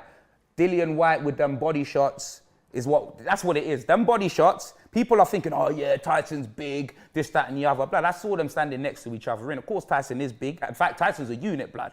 I see standing next to me, bruv, and I couldn't believe it, fam. He's 6'9".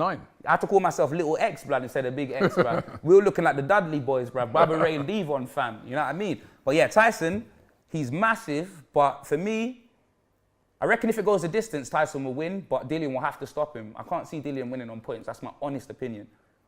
I can't see Fury knocking out Dillian.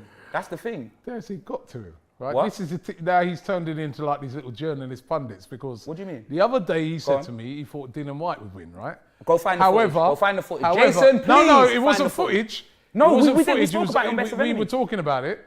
But now that he's been to the press conference and he's met Tyson Fury. Is that right? Now all of a sudden he's switched it up. Is that right?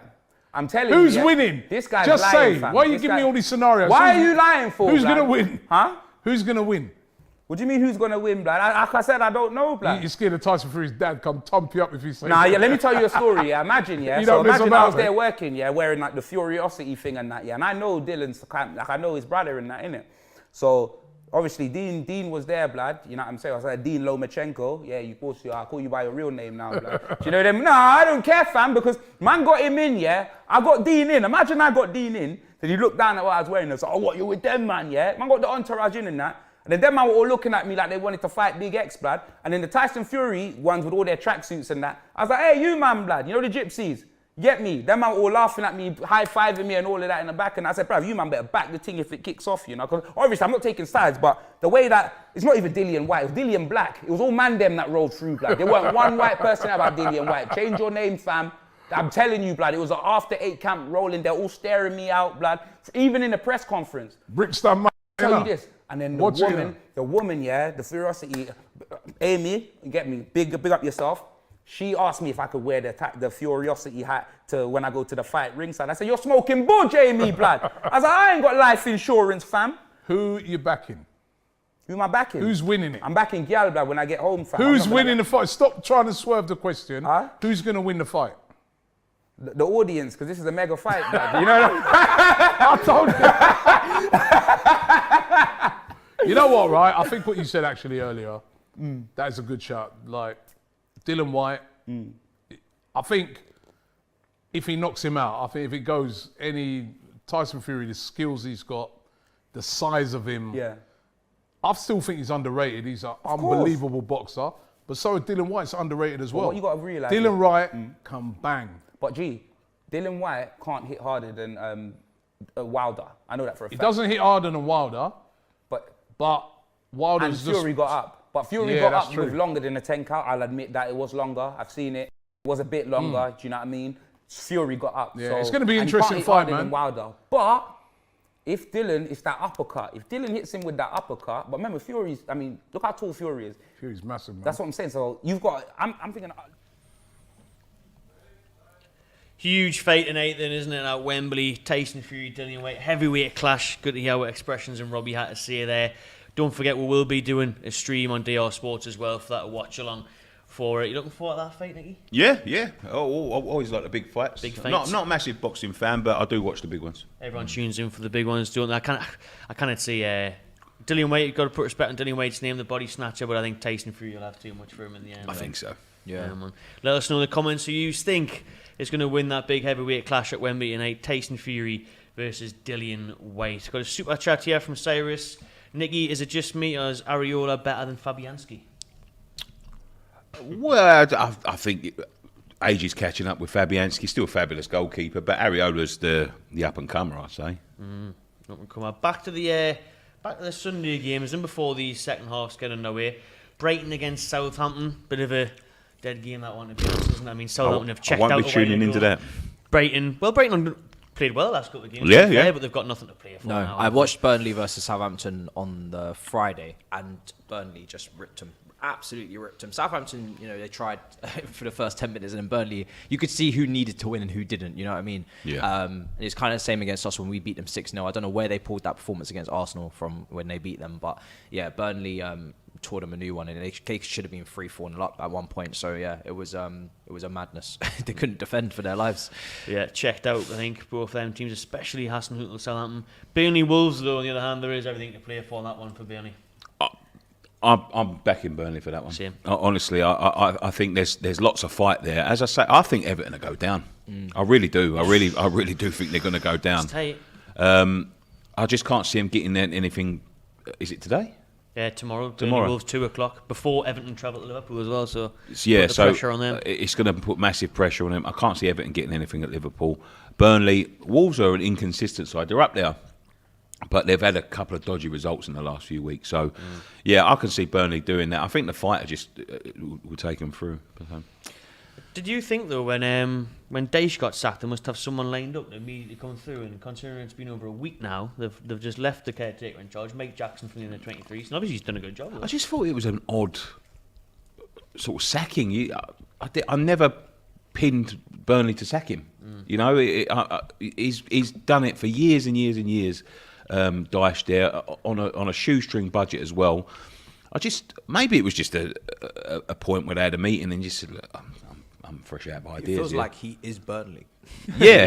No, it doesn't. He made Burnley relevant. He's got a pub Like, what named are after him Burnley right without outside the Sean ground. Dyche? Yeah. It feels so strange. Yeah. Feels very strange to see them without him. And shoestring budget is spot on, and also just never really like conforming to the norm of like, let's play football. Nah, we don't play football here. It's not our thing. It's wet. It's wet. It's windy, and we're gonna make it problematic for you. And we're gonna do what we do best. He never tried to become this possession-based side who play out from the back. And it's very easy when everybody else is doing it to try and think that maybe we should do it too. But he kept them up year after year by just playing their way. So, and I know a lot of people don't like Burnley, but they bring versatility to the Premier League. They bring something different. Do you know what I mean? When them players come to the Premier League and say, listen, that game there, you might have to sit on the bench and watch because you're not really ready for that. It's exactly what happened to Diaz. I like the versatility. I'm not gonna lie, I do like it.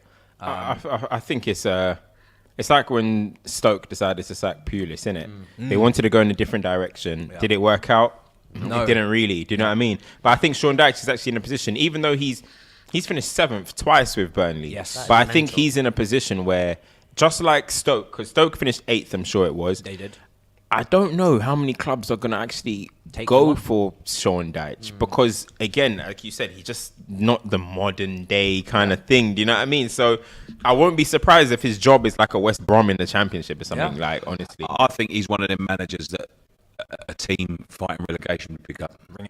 Yeah. Christmas time. Yeah, that sort of manager. Yeah, he will get jobs. I think he will get jobs, but he's not going to go to someone in the mid. He's not going to go to a Villa or a Newcastle. He's going to end up with the likes of Fulham probably next year. That could be a charge. Fulham, when they're struggling or something. That's where he'll end up. Yeah. Big game at Turf Moor tomorrow for them to avoid the drop. They're going to have to win that one because at 4:30 the pressure's all on Everton at Anfield, Merseyside derby. Cams, how do you see that going? I actually think it's going to be a convincing Liverpool win. I think Everton, they're all over the place at the moment.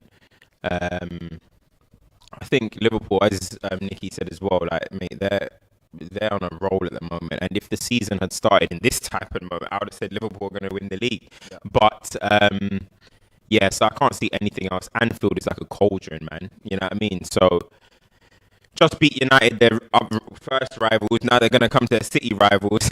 So I think they're going to get the job done about 3-0, comfortable. See you later, Everton. You know what I mean? Get that. I think it could be a cricket score. I really do. Yeah, I think I'm looking at 5-6. I honestly think it could be mental. I think like a 5-2. If they get an early goal, it could be lights out. Yeah, it could be really bad because I've seen Everton defend at times under Lampard. It's not been pretty. No, it's really not. I've seen Chelsea defend under Lampard. Yeah, exactly. Like it's been a bit Bielsa-esque at times, where you watch that game where they played away to Tottenham. They were so naive going to Tottenham. They tried to play football. They opened up. And if they try and do that against Liverpool and they don't park that bus, they are going to get absolutely ripped apart. They need to go there with the mindset that we're going to sit, we're going to do a Diego Simeone-esque performance, which is harder to coach than you think. People think you can just put people behind the ball and it works. You have to actually coach that and make sure positioning is on point. And I just don't think Everton have the capacity. They don't have the players. Like even Michael Keane, the captain, he was sent off. He's average. recently. He's average, man. You know, it's all a lot over of the place. a lot of average players on high wages. It cost a lot of money. Yes. A lot of money. Keane, all these players that they've signed and all this money that they've spent, new stadium, they are the worst team equipped to go down. If they go down, they could be in some serious trouble. The second half's run away and there's been a goal already, and it is to Newcastle. 3-0 Newcastle at Norwich. Can we get that back up, please, Jason, and everyone else back there? Yeah, we're going to need to see this. Don't worry, it won't happen for Newcastle. another 5 minutes anyway. The goal won't be Didn't happening even for another realise 5 it minutes. kicked off again, but it's... I'm scared of Newcastle already. Are you not, Cam? Who scored? We don't know. We don't Hasn't know. came out yet. Bruno! Man City have a penalty. Man City have a penalty at the moment. Oh, yes, City have a penalty, Gabriel Jesus looks like he's stepping up. Looks like they're giving it to him to potentially get his hat trick. Why do these teams below us, Cams, always find these gems, the Bruno Gomes, all these guys, and then we, after we've seen them at Newcastle, at Brighton, We want them for 100 Leicester, million. oh my God, yeah, we should get him. He's so good. Where No, did he you was get on loads of people's radar, But, yeah, man. but But why they are just we kept so- on scouting him. It just feels like we're scouting him. It feels like we're behind. It actually feels like we're lagging. Internet Explorer settings is what it feels like. That's what it feels like. Honestly, it's just another player where I'm looking at him like he'd be perfect for us. Bruno with another goal. He came here as well, and he's not meant to be a goal scorer. He's more of a battling midfielder, but he's got that brilliant touch and an eye for a pass. But It looks like this penalty at Man City is being double checked. double checked. Yeah. Yeah. It may not be a penalty. No, I don't think it is actually. But yeah, Brazilians on fire for Newcastle. Joe Linton with a brace, and Bruno Guimaraes with the third. A few goals in a week there for Bruno. Super chat from Kyle Gone says, should Declan Rice stay if West Ham win Europa? I think Declan Rice is staying. Anyway, Declan Rice is staying. West Ham, you know, It the is a money, the money that they've put down on his name is massive, man. So he's just for me. Look, he doesn't want to sign a new deal, which is understandable. But go and create history at West Ham, man. You know what I mean? Go and create history. Remain patient. Don't get too restless. And, you know, just carry on doing what you're doing. You're England's number one in the position that you play. You're West Ham's captain. You're in Europa League semi-final. They're a team on the up. Do you really need to push yourself? I always say, like, people got to remember, like, Michael Carrick, for example, he signed to Man United like 25 or something. It's time. He's 23 years old, man. I think he will stay next year. Jesus. There is a couple of big goals. 4-1. 4-1 to Man City. But Jesus, Millwall hat-trick. are getting beat by Birmingham. Oh, you'll be pleased about that, ain't he? That caught my Well eye. done, that man. caught my eye. No, going back to Declan Rice, he will stay with us for another year. Yeah. I think he will stay with us for another year, especially if we win that Europa League. There's one thing I would say about Declan. Declan is a Rolls Royce of a footballer. He's a Rolls Royce. He's absolutely fabulous There's a lot of footballer. conflicting opinion on him. And he's He's silent. I'll watch him. Yeah. I'll watch him week in, week out. I tell you, I've growing up at West Ham, I've been fortunate.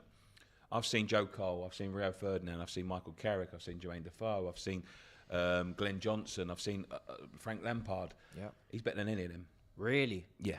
Wow, that's a big And statement. I've seen them at his age now. He's better than. Feels like the Harry Redknapp press any- conference right now. I'm telling you, Classic. at the age he is and the way he's conducting, it's a captain. He's 22 years old. He's our captain. Yeah. It's incredible. He- and he's leading you to... It's Yeah. not like you're relegated. He's leading you to he's not proper standing in serious either. stuff. He is leading that team. Yeah. He's got 150 odd Premier League games under his belt already. Yeah. He's got 20 odd caps for England already. It only gets better for him. And I tell you, at the age he is now, to them others, he's miles ahead. And I mean miles ahead. He could be Bobby Moore is obviously our most famous graduate from the academy, but I think behind him he could be our best ever. Honestly, Recently, he can play for anybody. Because I'm just doing scouting now. I'm just asking these questions because he's obviously always linked with us. He's taken photos with Mount and John Terry and all these guys. He won't go to Chelsea. Well, if we can't afford him, but we all know he wants to go to Chelsea. No, he doesn't want to go to Chelsea. He does. He supports Chelsea. He doesn't want to go to Chelsea. I know he does. Well, I know he doesn't. You've spoken to him. I've spoken to his brother. I think his brother's lying because I actually have seen that he wants to go to Chelsea. So and I know he supports Chelsea, and I know his dad's a season ticket holder at Chelsea. I can tell you from the I can tell you information I was given, 1,000%, Nicky, that he wants to go to Chelsea. I can tell you a million. I can tell you 1,000%. I can tell you 1,000%. All right, we'll see where he ends up. No, I'm not saying he's going to end up at Chelsea because of the money that you guys are asking for is ridiculous. But I can tell you when it's all said and done, when he speaks at the end of his career, he's going to tell you he wants to come to Chelsea and play with Mason Mount. I'm telling you that. But in a possession-based team, because he's going to go to a top team anyway, whether it be Man City, Man United, whoever it be, do you think he adapts to a possession-based team just like that with what you've seen, or do you think it could take some time? Because obviously you guys sometimes transition. He will adapt. Straight away. Yeah, straight away. He's that type of player. Ready now, and he's ready. Everything that people have, I said it on Stoppage Time last week. Everything that people have thrown at him. Oh, he's a centre back playing in centre midfield. Oh, you know what? Like he's not good on the ball. He can't attack well. He became a box to box player. He can't do it in I need to see him in Europe. Okay, I'll captain them to the Europa League semi-final. But internationally, I need to see. Okay, I'll go to the Euro final of England, starting every single game. You know what I mean? Like every allegation that people have put on him, he's answered. And then the next one will be when he goes to a possession-based team. Can he? Get the ball between the lines and zip it. He will prove himself again, man. He's got technical ability. How much would you value him? Obviously, you take away West Ham's value. Obviously, in this market now, not West Ham's crazy market, but I'd probably say you're looking at 60 million, probably like 60, 70 He's million. laughing. 60, I knew laugh at that. I'm sorry, look. It's going to be minimum 80. It's going to be minimum 80, 85. Trust me right now. I have been a fan. I have been a big fan. Listen, let me trust me right now. I have been a massive fan of Declan Rice since before his debut. I've known him from before that. And I'm not trying to devalue him. But at the end of the day, that's the value to West Ham. I understand why West Ham would say that. But you can't, for me, listen, this is what I'll say. Let me say what I'll say. For him. For me, I think it's absurd how people spend this type of money for people that are not match winners. That's how I see it. Jesus has got 4 goals for Man City. What in the hell 5-1 at Watford, against Watford at the Etihad. 5-1. Jesus. Is he wanting a golden boot or something? He definitely wants a new deal, doesn't he? Yeah, this is What what he's happens. putting himself in the shop window. That's for sure. Either or. Wow. Yeah, we said. No, listen. I respect when people say 60, 70 million because it's a lot of money. It's a lot of money. I mean, we talk about these figures as if they're nothing. It's nothing now. Like it's on FIFA or something. But when you look around, especially Man United, they've paid £80 million for Maguire. Yeah. You can't tell me now that you're going to spend less money on Declan Rice than you did on Harry Maguire. They paid £89 million for Paul Pogba. That was on. I mean, 100 million, but 100 million for Grealish. He does not go for less than 120 million. Wow, 120 million. I mean, he doesn't go for less because and this is why of what we value him at. Yeah, but his contract and this is why this is why he's got free. But this is why Declan Rice will have to wait until 1 year left on his deal, so then the value can drop. When does his contract expire? Sorry, I think it's 2025 or 2026 or something. 2025. 2026 or 25, I think. I think it's 2024 and we've got a year option in it. Yeah. There we go. You really hooked him. So he's got to wait. That's what I said. He's got to remain patient. 250 million by the time we get that time, won't it? It won't get to that. It won't get to that. It will get to, because of the player that Declan is and the person that Declan is, it will get to the point where he'll accept a new contract, but there will be a clause. A clause, yeah. Yeah. Do you think so? Yeah. He rejected the third one just recently. Yeah, because it was reported. I mean, it's 200 grand a week he rejected. It's our ball. They, you know. But is that not a fair offer to make him your highest paid player? 200 grand a week at West Ham. I think that's a very good offer. We offered Rudiger 200 grand a week, and he obviously could get more. Real Madrid was like, okay, we can't. He can get more. He can. He can get more. You know what I mean? Like I don't think it's particularly about money. I think it's about the pursuit of trophies, and I don't think he's going to get it at Chelsea, and I definitely don't think he's going to get it at Man United. You don't think he'll win trophies at Chelsea? No. Chelsea win trophies, though. We just win trophies. That's what we do. and especially in all the turmoil we're in. But I understand where you're coming from. Different ownership. Listen, before Roman Abramovich taken over you had about the same amount of trophies as us. But 5 out of the 5 years before Roman, 5 trophies in 5 years. So we were just on the cusp of about winning Super Cup, FA Cups. I understand. I understand entire that. history, then But I understand what you're saying. the progression from Chelsea now, who are these people coming in? Are they going to be like doing an Arsenal model where they just want to get in the Champions League, collect that money? We have to see. It depends. Roman Abramovich, as much as obviously, whatever's gone on now, I don't want to go into too much of that, but he fell in love with Chelsea. He wanted to spend. It was like a personal project of him, of his, and he was sort of emotionally tangled into the club. The next people that come in are there for money, and that is it. You're never going to get a Roman Abramovich again. You're never going to get an owner like Roman Abramovich again. 100%. So the next people that come in are there for money. How do they see that model? Is it going to be, well, let's spend as much as we can, make it a big brand, blah, blah. It's already a big brand. You have to hope it's FS Liverpool at best, or isn't it? is it, let's get as high in the league as we can with as much money as less outgoings as possible. That could be the model. That is the Arsenal model. The only thing I'd say to caveat a little bit why I'm a little bit more confident in comparison to Arsenal and Man United is because Arsenal and Man United's revenue is higher than ours. They have a bigger stadium. If you want to make money at Chelsea, the only way to make money is to win. If you don't win, if we fall out of Europe and we've got a small stadium and all of these things, stadium doesn't mean nothing. For revenue, it obviously does. It doesn't mean anything.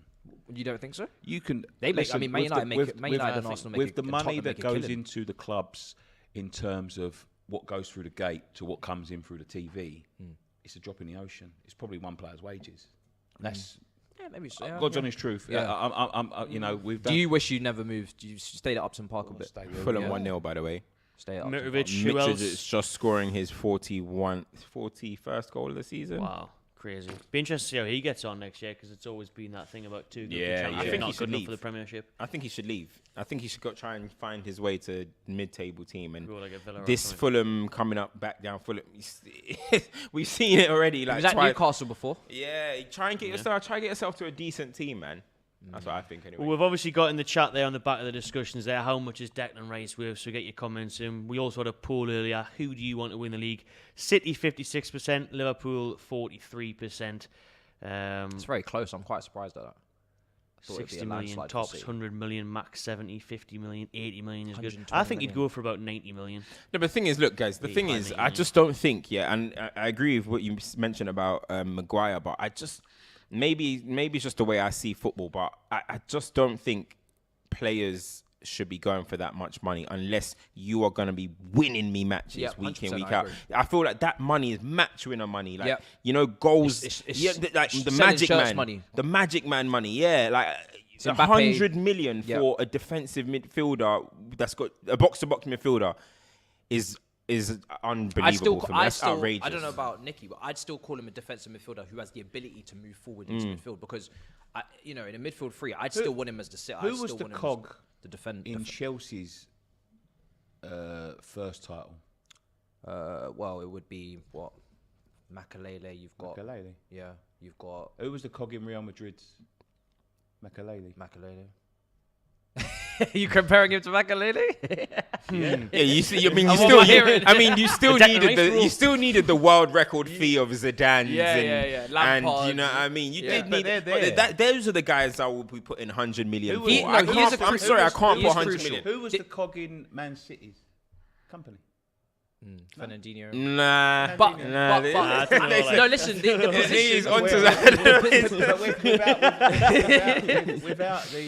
Without that solidity, and the people doing the dirty work, 100%. We've seen it this season with Man United and Chelsea. Their midfields have been in tatters. I do believe that position is so. Rodri, we just saw him today. Fabinho at Liverpool. This position Fernandinho is huge. at Man City. It's your build-up play. It's your ability to commit men forward to defend on transitions. It's your passing range. It's everything. But I do get where you're coming from in terms of is it selling shirts, and sometimes you just have to say to yourself, okay, West Ham want that much, but we actually have scouts that we pay to do a job. Go and find somebody like a Bruno Guimaraes who costs 35, 40 million for Newcastle, who is doing who could do similar levels. Yeah. Obviously, Declan Rice is doing incredible, but this guy is also looking like he's going to tear up the league as well. Yeah. You can get good value for money in this position. You can't always get good value for money in those. It's just people I trying to stick you I as would an make an ex-England argument, though, talent, isn't it? It's consistency. Yeah. It's Yeah. Oh, yeah. consistency. 2 years on the bounce. Bruno Just come. Fernandes. Yeah. Yeah. Dead.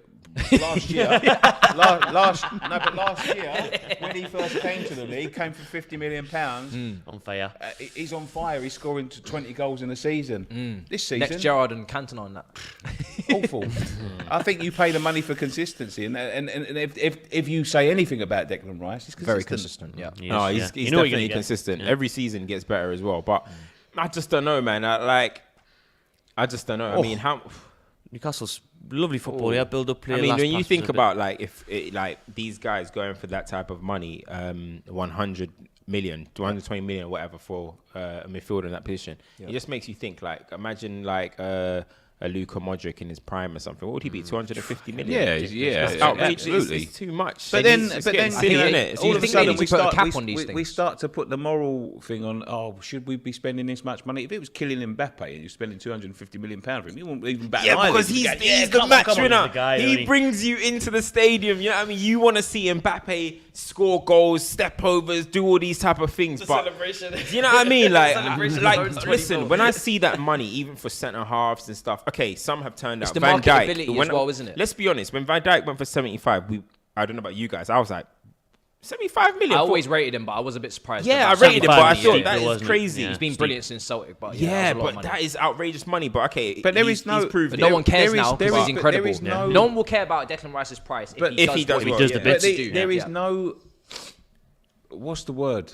Luck in the fact that we was 2 years ago, we're battling relegation. Literally. Last And then as season soon we as he finished sixth. starts to... Yeah, and as he's improving. Last year we finished sixth. Yeah. We're pretty much the same players. Yeah. There's not many been added. This year we're in the Europa League, in the semi-finals of the Europa League, and again battling for sixth place, fifth place. Yeah. And the last 2 seasons, Declan Rice. Yeah, but it's not No luck. coincidence, yeah? It's not a coincidence. That's the word I was looking for. Yeah. Thank you.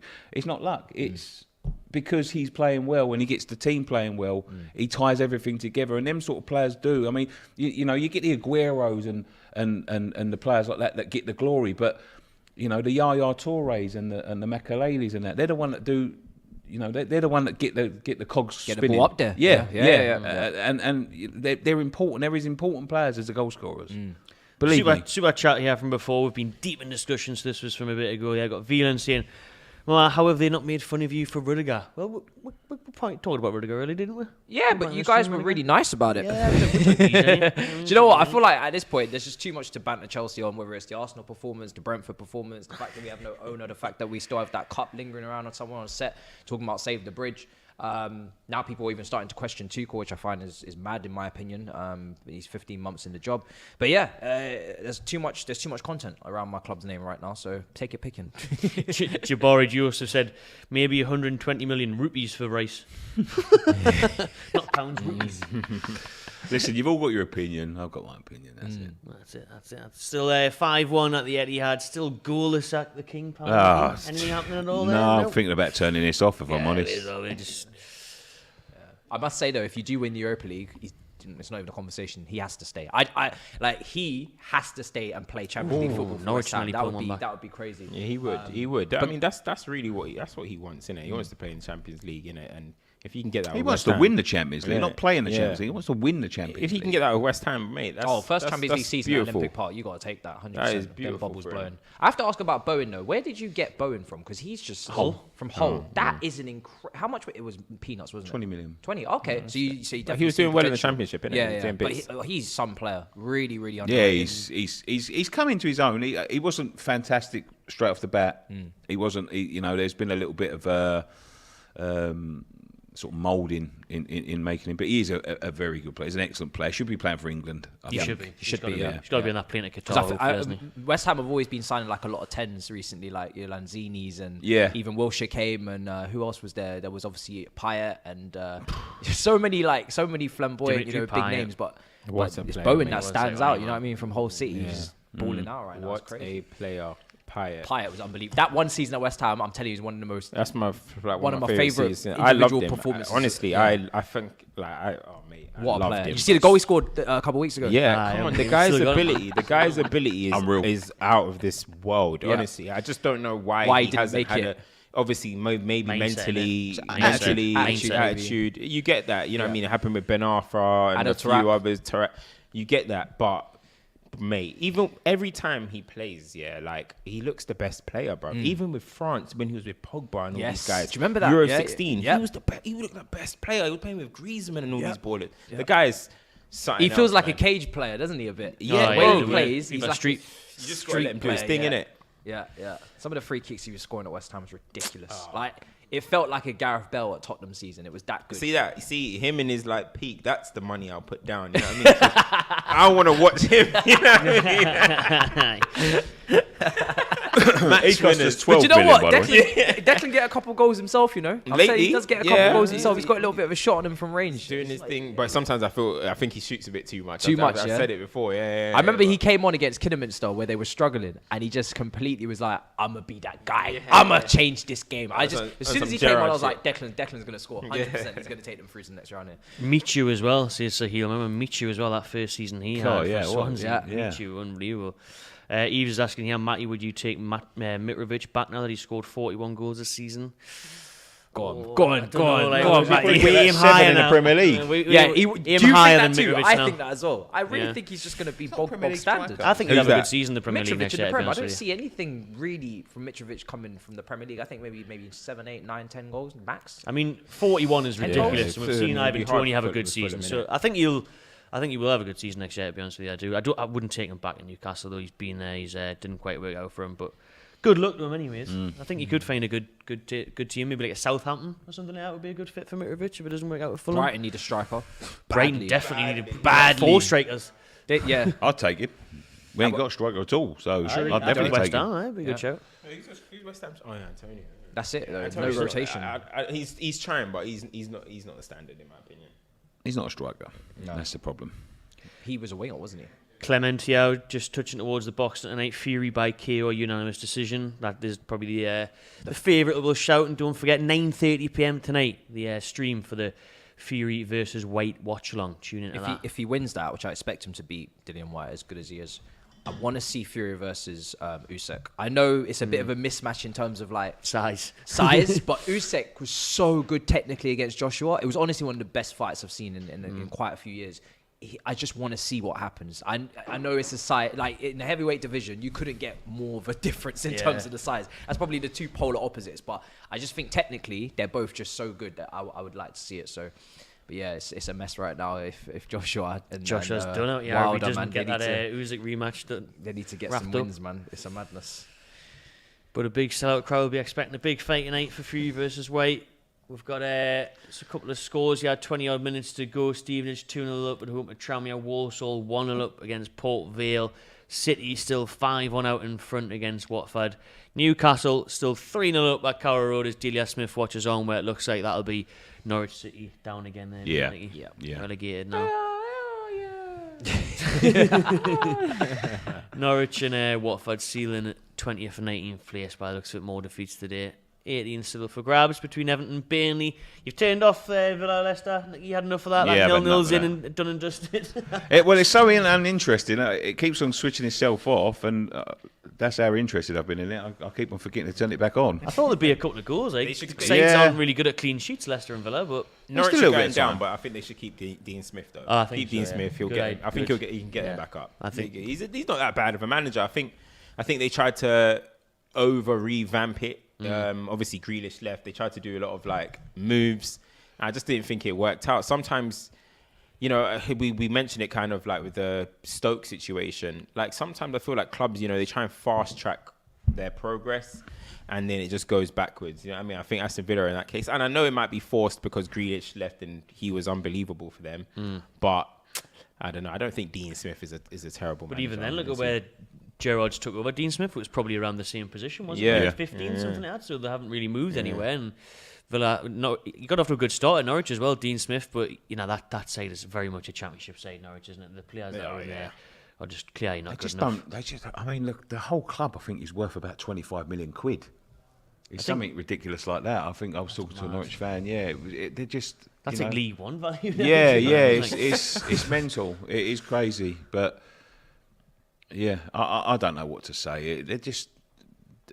It looks like they've got that West Brom model, doesn't it? Up, down, up, down, up, down, collecting payments. Parachutes, and payments. Yeah. Millwall have equalised though. Nicky, Millwall 1-1 there. Still trying to pursue the playoff push for Millwall. Is it another goal? Oh no, sorry, that was the replay. The replay is Rodri's got a brace. Rodri comes off, so they're showing the replay as Mahrez replaces him. Dan Barlaser, my guy, Dan from Newcastle, he's playing at Rotherham. He scored an own goal earlier, but he's now put Rotherham back in front through a penalty, so good on him, redeeming himself there. Rotherham 2-1 up at home at Oxford, and a yellow card for Crawley's second one of the day for James Tilley there, down to 10 men. 20 minutes or so left in these games in the Premier League and the League One, Championship and League Two. What do you think about there being such little games on Saturdays now? You don't get many full fixtures on a Saturday, do you? It's disappointing for us. Money, We'll yeah, have of course more, it's we'll money. have more look at if there was Yeah, more exactly. games. Yeah, exactly. Because obviously this is the time where you can't have live games, so everybody's like, all right, pack up your shit, we're going to go and play at a different time. There's four games tomorrow. I know, yeah, Four more than games on a today. Sunday. Remember Sundays More used than to 3 be 2 o'clock today. games? Sundays Yeah, used to be Sunday, Super early Sunday, kickoff. innit? Always 2, and then Yeah. one on a Monday if you're Yeah. lucky. And now it's like 4, you know what I mean? Yeah, It's I crazy. mean, I remember if you play football like on a Saturday or something, you have the early kickoff. You're probably gonna miss that, but then you're gonna have all the 3 p.m.s and then one you late. know what I mean. Everyone's in the bar afterwards, checking. You know what I mean? Watching Soccer Saturday and that. Yeah. Do you know what, West Ham? We haven't had a 3 o'clock Saturday kickoff since August, and we're not going to have another one. What? Why is that? That's the pain of the Europa League. Europa League, European and, football. and just Yes, being Europe. picked on the TV. St. Maximum. Maxi doing what violated Maxi there. does best there, just dancing around players. We've He got to. had a little dance on the pitch, didn't Oh, he, he when did, he had yeah. the ball and he was just like messing about. I was like, I love it. Newcastle love them type of people, them type of Yes. characters. He's Innit? entertainer, isn't he? Aspria The and all them last type of guys. Newcastle team that excited me. Do you remember the French Yeah, Revolution? Matisse Dubai, all these Goodbye, Cisse, Ben yeah. Arfa, Yeah. like Remy. Demba Ba. Bar. Yeah. That French was- speakers, yeah. I think they became. Gucci. I think they became everyone's second team at that point. Alan Everyone wanted Pardew got us Newcastle finished to fifth. win. Yeah. Yeah, We everyone got to a wanted Newcastle to win. quarter-final of the UEFA Cup as it was back then as well. Actually, it was the Europa League then as well. Yeah. There is another Premier League game though coming up this afternoon, 5:30. We've got Brentford versus Spurs. Spurs obviously pressures on them now after Arsenal win at lunchtime. How would you see that one playing out, Cams? You know what? It's going to be a tough one. Away to Brentford is going to be a tough one. I don't really know how much of a connection these two clubs have, but it's still a London derby, you know. And so I think, but I think Spurs know they'll have to do it. Brentford can kind of be in coast mode a little bit because you know they're not going down and they're not gonna. Well, I mean, they're not really playing for anything anymore. They're in that wilderness now. So I would say I think it's gonna be 2-1 to Spurs, but they need a lot more from Harry Kane in terms of scoring goals. I've mentioned it before. It's great that you know everyone can say he's a great passer and stuff, but for me, he's got to ensure and remain the focal point for goals for Spurs. You don't want to walk into games thinking the guys that have to score today are Kulusevski and Son. You're still Harry Kane. You still should be the best goal scorer in the country, other than obviously Mo Salah. You should still really be you. And 12 goals. Do you in know the what Premier their League this problem is, season's though? not good enough. Do you know what their problem is? Yeah. If he doesn't play and drop deep, they don't create. Exactly. Exactly. Everything's on his Yeah, shoulders. no He playmaker has to in do midfield. it. He has to do. You see him last week when they got beat by Brighton. He didn't get a sniff. Yeah. Not a sniff. And if he doesn't play, Tottenham don't play. Great players that you've just mentioned there, but if he's not playing and dropping in and creating, he's one of the best passers the ball I've ever seen. It's crazy, isn't You it? know what I mean? It's like the way he drops It's deep crazy and- the way he drops in and a fantastic goal scorer. I think this is going to be a tough one for Tottenham, a real tough one. Christian Eriksen is pulling strings at the moment. Against his the former Brent- side, isn't he, Yeah, obviously, against as his well. former side. In that Brentford midfield as well. They're high on confidence, going to smashing up Chelsea, then beat us last week. They've had a few good results of late. This ain't going to be cut and dry. I don't think this is going to be cut and dry at all. No. And I'm going to back Brentford to beat them. Wow. Brentford win, yeah? Yeah, I'm going to back I do Brentford. agree with you about it being tight. I think it will be very tight. It will be whether that Spurs front three turns up. But I think Spurs will probably just edge it around maybe 2-1 Tottenham with that fourth in sight. We can quickly run through the teams now. Less than an hour till kick-off at Brentford. Hugo Lloris in goal for Spurs. Romero, Dyer and Davies, the back three. Emerson Royale, Bentancur, Højbjerg and Sessegnon in midfield with that famous front three there who's doing so well the last couple of months. Kulusevski, Kane and Son. Quickly go through Brentford's. Christian Eriksen does start against his former side. Rea in goal, Roderslev, Janssen, Sorensen and Henry at the back. Janel, Jensen, Christian Eriksen in midfield, and Buemo, who's found a bit of goal scoring form as well, up front with Ivan Toney and Salman. So, good team. That should be a good game at Brentford in 8:30. There's about 15 minutes or so, 20 minutes left in the fixtures here at the 3 o'clock kickoff. Stunning the 5-1 up now at home to Cambridge United. Wow. I think it's too little too late for them. So we've got an audio problem again. Audio problem. Audio problem, please. Oh, is it? You know what? Like, obviously, we've spoken a lot about the Europa League and stuff, but what are we saying about the Champions League fixtures that are coming up? You know, there's Man City, Real Madrid, that's a heavyweight battle right there. Villarreal, Liverpool. And I know everyone's thinking, do you know what? Liverpool are going to go through easily. And listen, I've tipped Liverpool from the start of the season. I think they're going to win Champions League. But Villarreal could be doing these little underdog magical stories. You know what I mean? Like, they won the Europa League last season. Let's not forget. Emery's won 4 Europas. He's proven in Europe. Who would have thought that they were going to beat Bayern Munich? Exactly. So can they do that? Can they sneak their way? That's the thing. If it was one-off game, I would give them a lot more of a chance. I think a lot of Liverpool fans I speak to as well, they would have preferred to play Bayern because Bayern play a high line. They're a little bit more prone to error in defence with Upamecano, etc. And Liverpool would have feasted on that. Whereas Villarreal, you know they're going to set up properly. They're not going to come in overconfident and try and be open. They know what it is going into this game. And I'm not going to lie, with Real Madrid, I mean, I watched them against PSG. They played us. They're taking these great moments and making a whole damn game of it. But they're not good throughout the whole 90. They're just not. They're getting played off the park at times. They're getting dominated in midfield. They're getting stretched. And if City just focus and don't make any errors and don't capitulate like PSG did, don't make stupid errors like we did, they'll beat them over 2 legs. You know So I think it's set up for all English final, unfortunately. It's what happens when you got the experience of being there. And, you know what I mean? Real Madrid have done it many, many, many times. You got Modric, who's won it 4 times or whatever it is, and Kroos and all these guys, Benzema, yeah. Benzema. And both legs. I know Chelsea have just come off. Yeah, exactly. I know Chelsea have just come off winning the Champions League, but it still felt like we've been here more than you. Yeah. We can get through this. And definitely with PSG, we have been here more than you. And they might have that same aspect against Man City. Man City, you got to the Champions League. Yeah, you got to the Champions League final last season, but you haven't been there and done that. Yeah. Real Madrid have. So it's a tough one. Depends. I think Man City will win. On paper, it's City's. Up here, it could be Madrid's. It depends on what Pep does up here as well. If Pep's going to do some mad decisions like you've seen lately in the big games, big games, he's been he's famous in the Champions League for doing it. The FA Cup, I think City probably will just get through that. City to start the season to win the Champions League. Maybe it's there, but. Don't sleep on Villarreal. I don't think Unai Emery and his record in Europe. I know it's the Champions League, not the Europa League, but what Matisse said, probably over 2 legs. I think Liverpool, with that experience, will just get it done as well. If these were one-off games, crazy. Yeah. Is Golden goal in that. Is there any part of you guys that wishes the semi-finals were one-off games? Maybe for that entertainment reason, but it's class having the 2 legs as well. Yeah. Even Ajax, Tottenham. Actually, do you know what? I wouldn't. Do you know what? I'd still say I'd have the semis because I think like all fans deserve the opportunities to, you know what I mean? Like, like when you get like Anfield, second leg at Anfield in the semis, the atmosphere is ridiculous. I think you kind of take away the aspects if you have like, a neutral ground and you're playing some random place in Portugal for a one-off game. Do you know what I mean? Yeah. I think go into both ground. Remember Old Trafford under the lights in them type of big games. So I actually prefer that 2 legs. I'm cool with that, yeah. Right, let's get some first leg scoreline predictions then, Cam. Starting with you. Man City v Real Madrid, Tuesday. What's the score going to be? Who's at home? Man City. Ooh. I'm going to go 2-1 to City. Ooh. Nicky? I'll go 2-0 City. I'll go 2-1 City.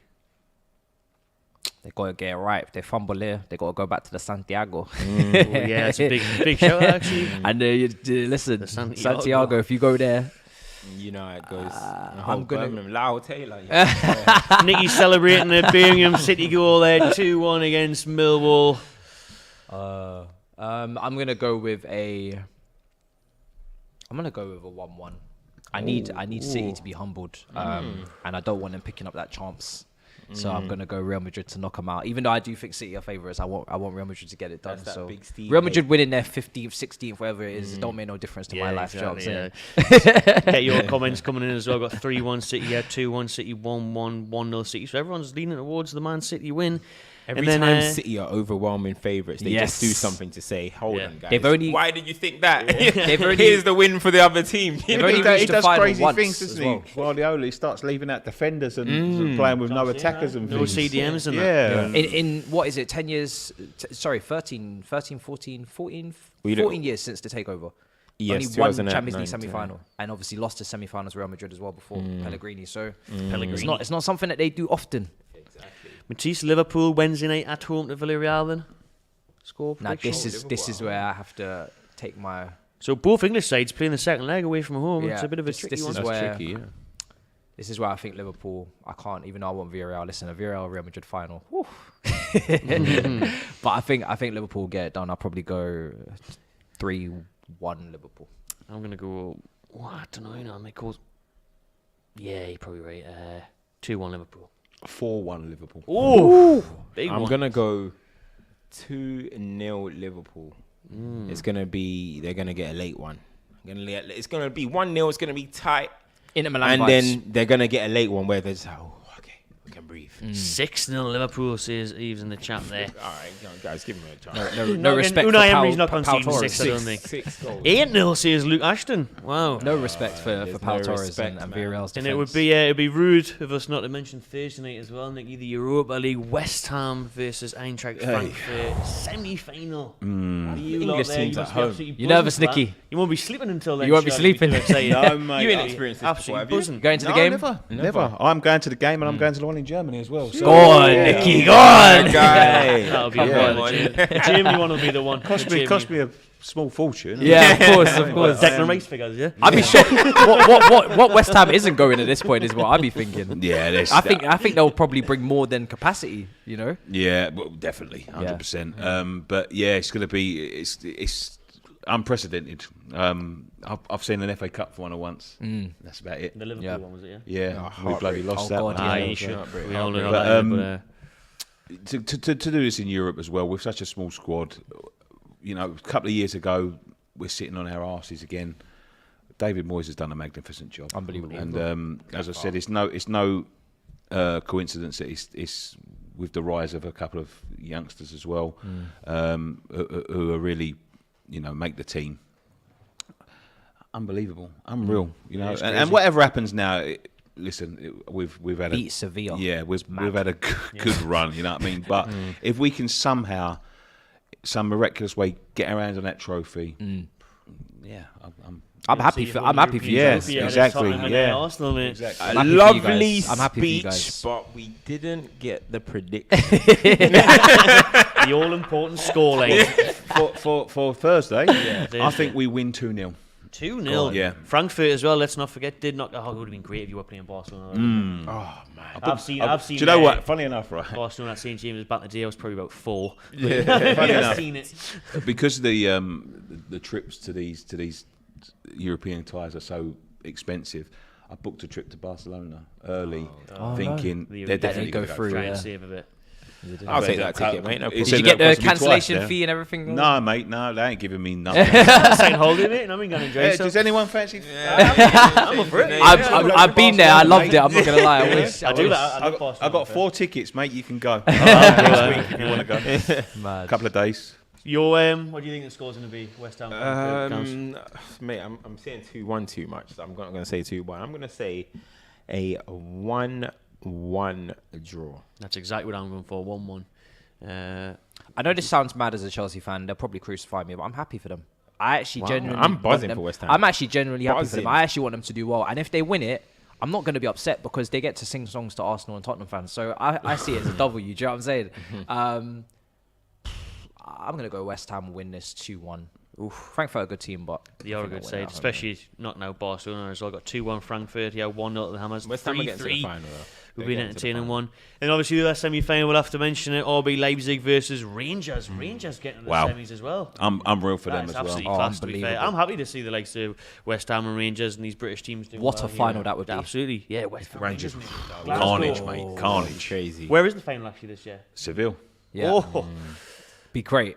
And Rangers, I watched them against Dortmund. I know it was a couple of times ago. They walked into their arena and wiped the floor with them. It was wonderful. It was wonderful, honestly. They would just battered them. Who's at home first? Leipzig. I think it's a step too far for Rangers. Yeah, man. I think Leipzig are gonna. But Leipzig, you know, in a highlight. Yeah, no, but I Leipzig think are Open sesame and that in the yeah, defense. but I think Leipzig are one of them. You know, they call them the hipster clubs and stuff. I actually think they're gonna wipe them. I think they're gonna teach them a lesson. Man. Do you think so? I don't know. I don't know why. I think so. It's something Rangers play some decent something's stuff. just telling me. As soon as I saw Leipzig, I said, I think Rangers are in huge trouble. Rangers have fallen off in the Scottish Premier League as well to Celtics. so now I it's said kinda that like- when they had Who do you think? Borussia Dortmund. Yes. And they wiped the they floor with wiped them, Borussia Dortmund. battered them. I watched the game. battered them. I think Rangers. I think they'll go through, but I think they'll lose on the night. I think they lose 1-0. The first game, the away one. 1-0. Yeah, 1-0. I'm going. I think they'll I'm score. going out there. 3. I'm going 3-1 to Leipzig. I'm going to go 4-1 Leipzig.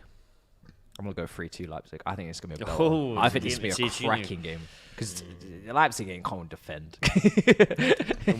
We'll quickly touch on the Conference League just because there is again another English team in that, Leicester City, who obviously playing out a ball draw at Aston Villa today. Perhaps they've got one eye on that game on Thursday night against Jose Mourinho coming back to England. Yeah. With Roma there, Leicester versus Roma camps. Oh, Mourinho's he wants to leave with something. 100% he wants to leave with something. And one thing I would say about Leicester and this whole, I saw them saying like, this is the first time Leicester have been to the European semi-final. I'm like, guys, I mean, you started in the Europa League. It's a competition that just started the other day. Like, I mean, you know what I mean? I think they milked that one a little bit. I'm not going to lie. I think they milked it. I saw the players celebrating like mad. I think it was a bit over-exaggerated, but I'm going to go, I think it's going to be I think Roma are going to nick it. I'm going to go 2-1 to Roma. I fancy Roma. Yeah. I do fancy Roma. They're a good side, Roma. Got some good players. A Chelsea boy, Abraham, is doing bits there at the minute. Yeah. I fancy Roma to beat them. Is it Roma first? Leicester. No, it's at Leicester. Yeah, that team, 2-1 on the night, but I think in the return leg they smack them up 3-0. You know, Jose, even if it's the Conference League, he wants to win this. First manager to ever win. Yeah. You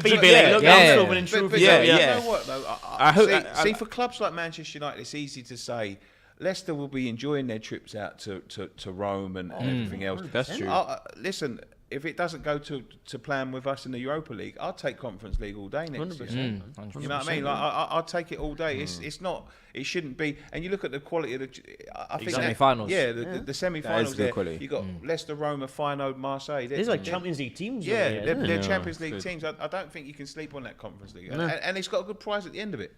That's when they were saying to me, like Robbie and that, when the takeover happened, how long till you get Champions League and do this, do that? But mate, I'm happy to go to Baku on a Thursday night. Me and exactly. Conference League football. I'll go to Enjoy the Belarus journey. on a Thursday No, I night. won't go that care. far, mate. You know what I mean? I don't care. We would take over. Geordie's do a nice little European city break. You know what I mean? Like class, man. Seville, we went to Seville. We had a ball of a time. Yeah. A whale of a time. Just being out there, seeing everyone happy, seeing everyone singing songs and everything else in the sun. It's nice, man.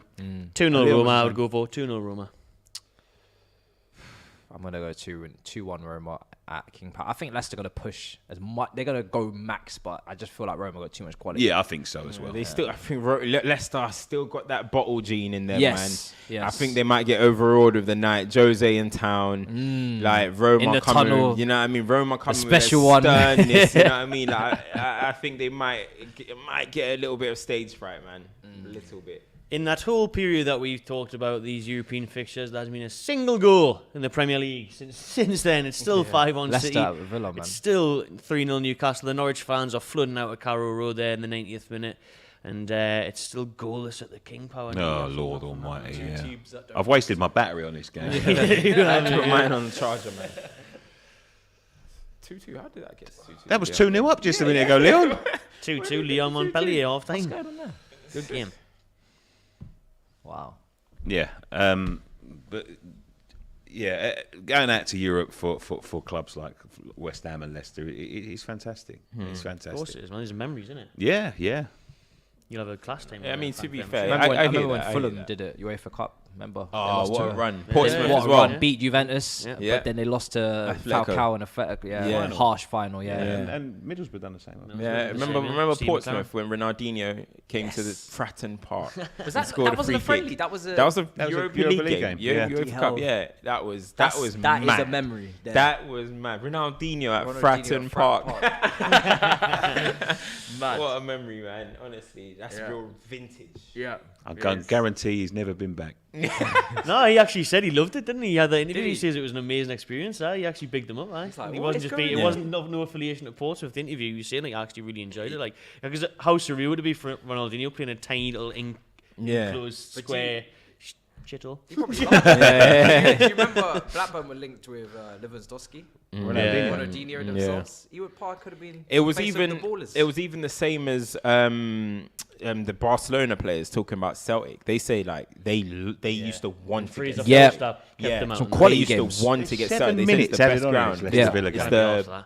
it's the best atmosphere they've Yeah, ever the played atmosphere in. Celtic versus Barcelona used to be nuts. I remember when they beat Messi them. loves it. When they beat them one time, 2-1, I think, at Celtic Park. It's It was full time crazy. at Carrow Road. It's Norwich 0, Newcastle 3. And that's them down, isn't it? That's right. I don't know if it's they're official, mathematically is it? sealed now. Is How it? many wins have you guys got? Like 10 wins in your last 15 games Yeah, or it's something? That's Ridiculous. crazy, mate. The run we're on right now, like we've just You know- won you know 3 it's with in these money 4 hungry wins in a row. But with where only second in the league since the start of the year, 2022. There's only Liverpool that have got more points Yep. than Newcastle See United. what oil can do. See what oil can do. I'm going to run so many jokes. See what oil can do. These What Eddie Howe can money-hungry do. clubs. I'll tell you what, right? Jermaine Genius, I want to have his agent, mate, because he's on everything at the minute. He is, isn't that he? Will Cup draw. I saw him on the How is he Bag hosting that. the World Cup draw? No, I saw him on the One Show as well. He's on the One Show. yeah. He's doing everything, man. Deal or no deal.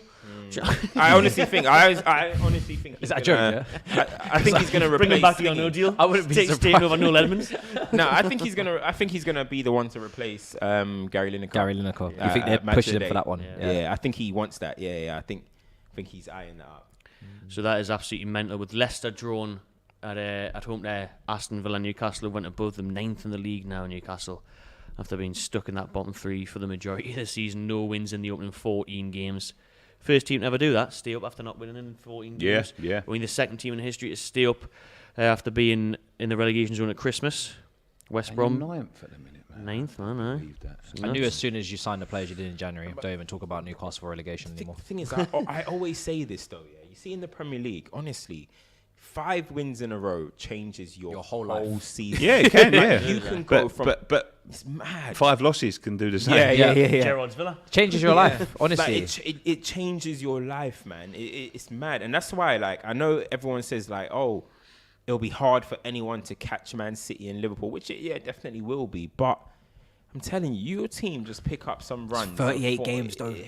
You got like that winter period. You know what City did this season during that winter period was absolutely criminal. Like But you can't, compete. even we've seen it even with Conte's Chelsea. I mean, you guys just said, all right, cool, we'll win 10, is it 10, 12 yeah, in a row? 10 and or then something, all of yeah. a sudden you strolled the league. Yeah. I know, okay, obviously saying win 12 games in a row is not Yeah, no, easy, Europe, though, is a but- key component but in that. I'm telling No, you, you go on these little one runs game of a week. form. Yeah. Arsenal went from nowhere to winning like 5 in a row or something and end up in the top 4. It's full time. It's a madness. Full time at City there, 5-1. Professional 5-1 job. winners. Jesus with 4 goals today Get the job done, for man. City. back People in and the forth. chat here saying Newcastle will be a threat next season with Eddie Howe and players balling like Joe Linton.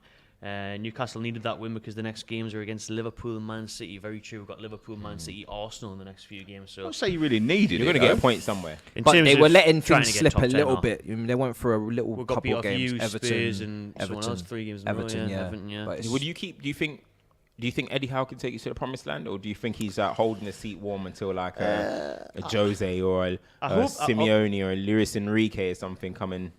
Obviously, I hope he Carried can him, because I think it's great to give like a young Brit. Like, well, should we say young? He's actually 52 now. He still gets called young. He looks But, younger. he looks younger than 52. Same as Younger Ten than me. Hag. Ten Hag is 52. They call him young as well. Exactly, man. So a British manager, he's came in there, he's done a great job. He's connected the fan base and the players. He's united everyone.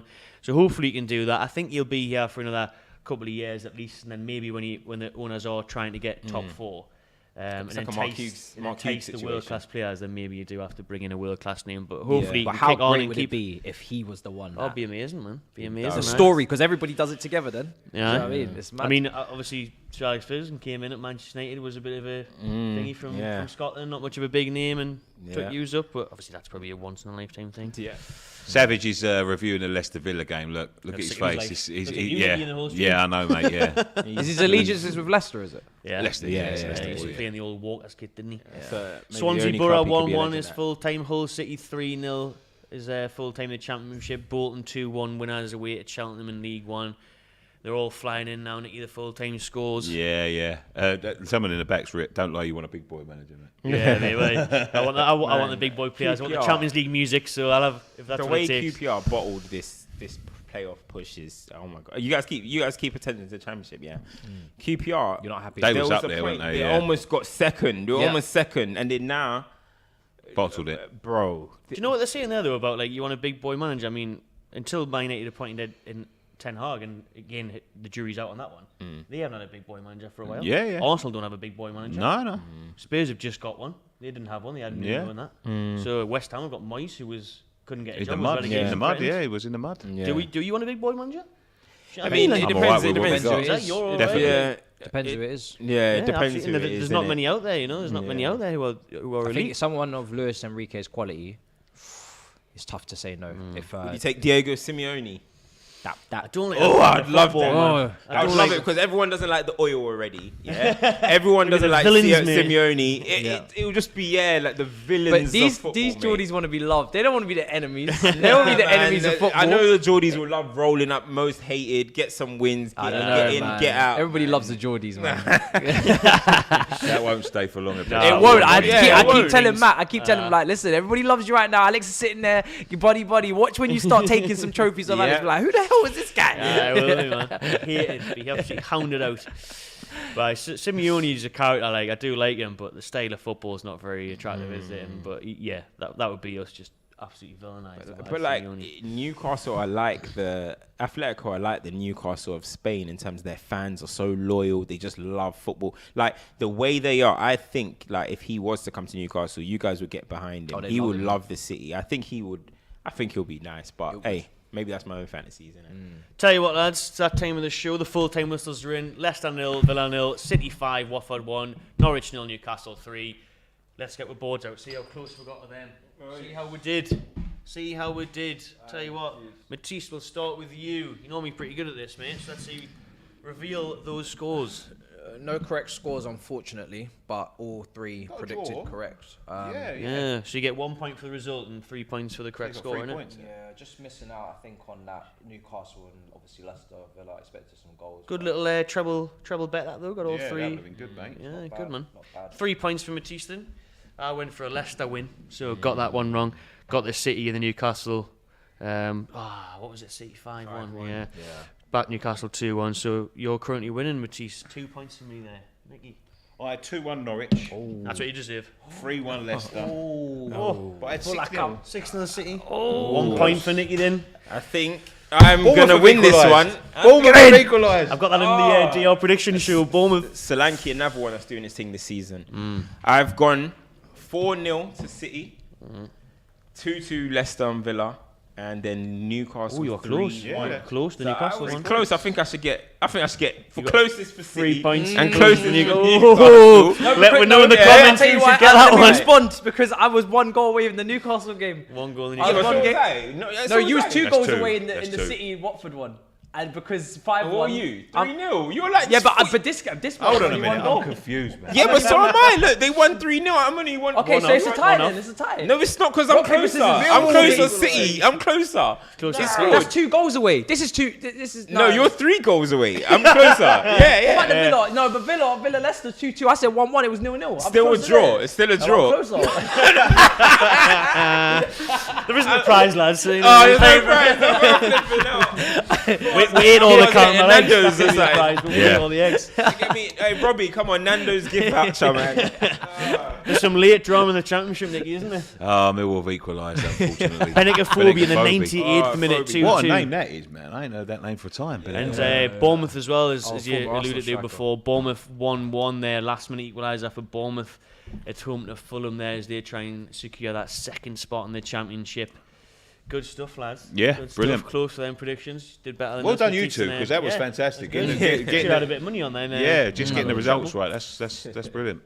Yeah. So Don't know those- what happens when we go back to the Big Six and all about with them predictions. Let's see what happens. Who's these man. ones? Absolutely mad. Oh yeah, forgot about Maguire's situation. Oh, that's unlucky. Is that it now? Is everything wrapped up? Yeah, That's full time pretty at much Birmingham. full time across the board there, isn't it? Sunderland with a big win there in League One, 5-1.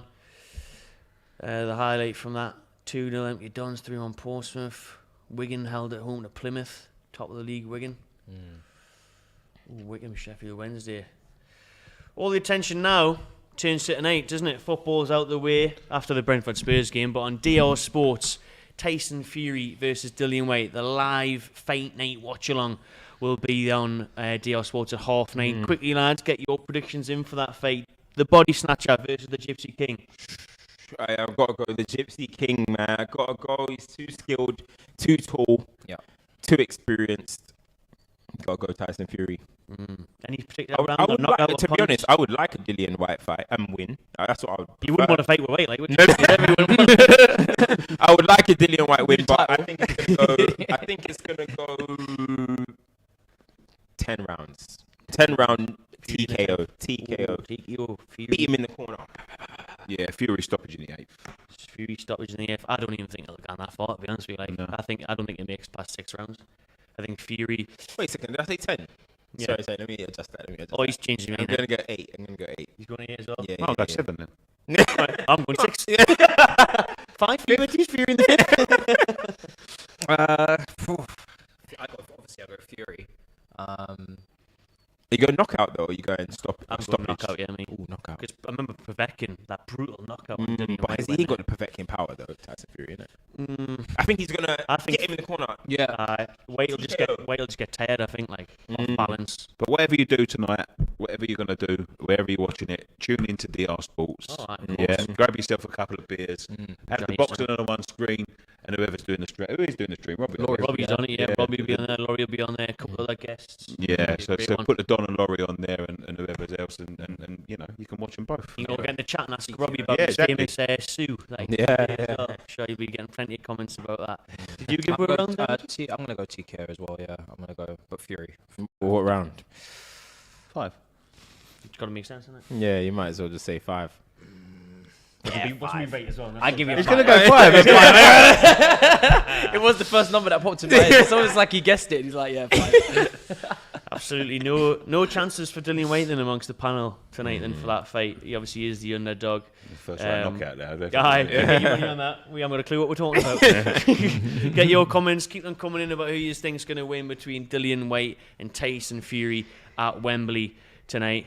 That'll do, lads. It's been a great show. Cam, Fantastic. Yeah. Thanks for having me. First Well time done. on Yeah, here. thanks, mate. Thanks for having us.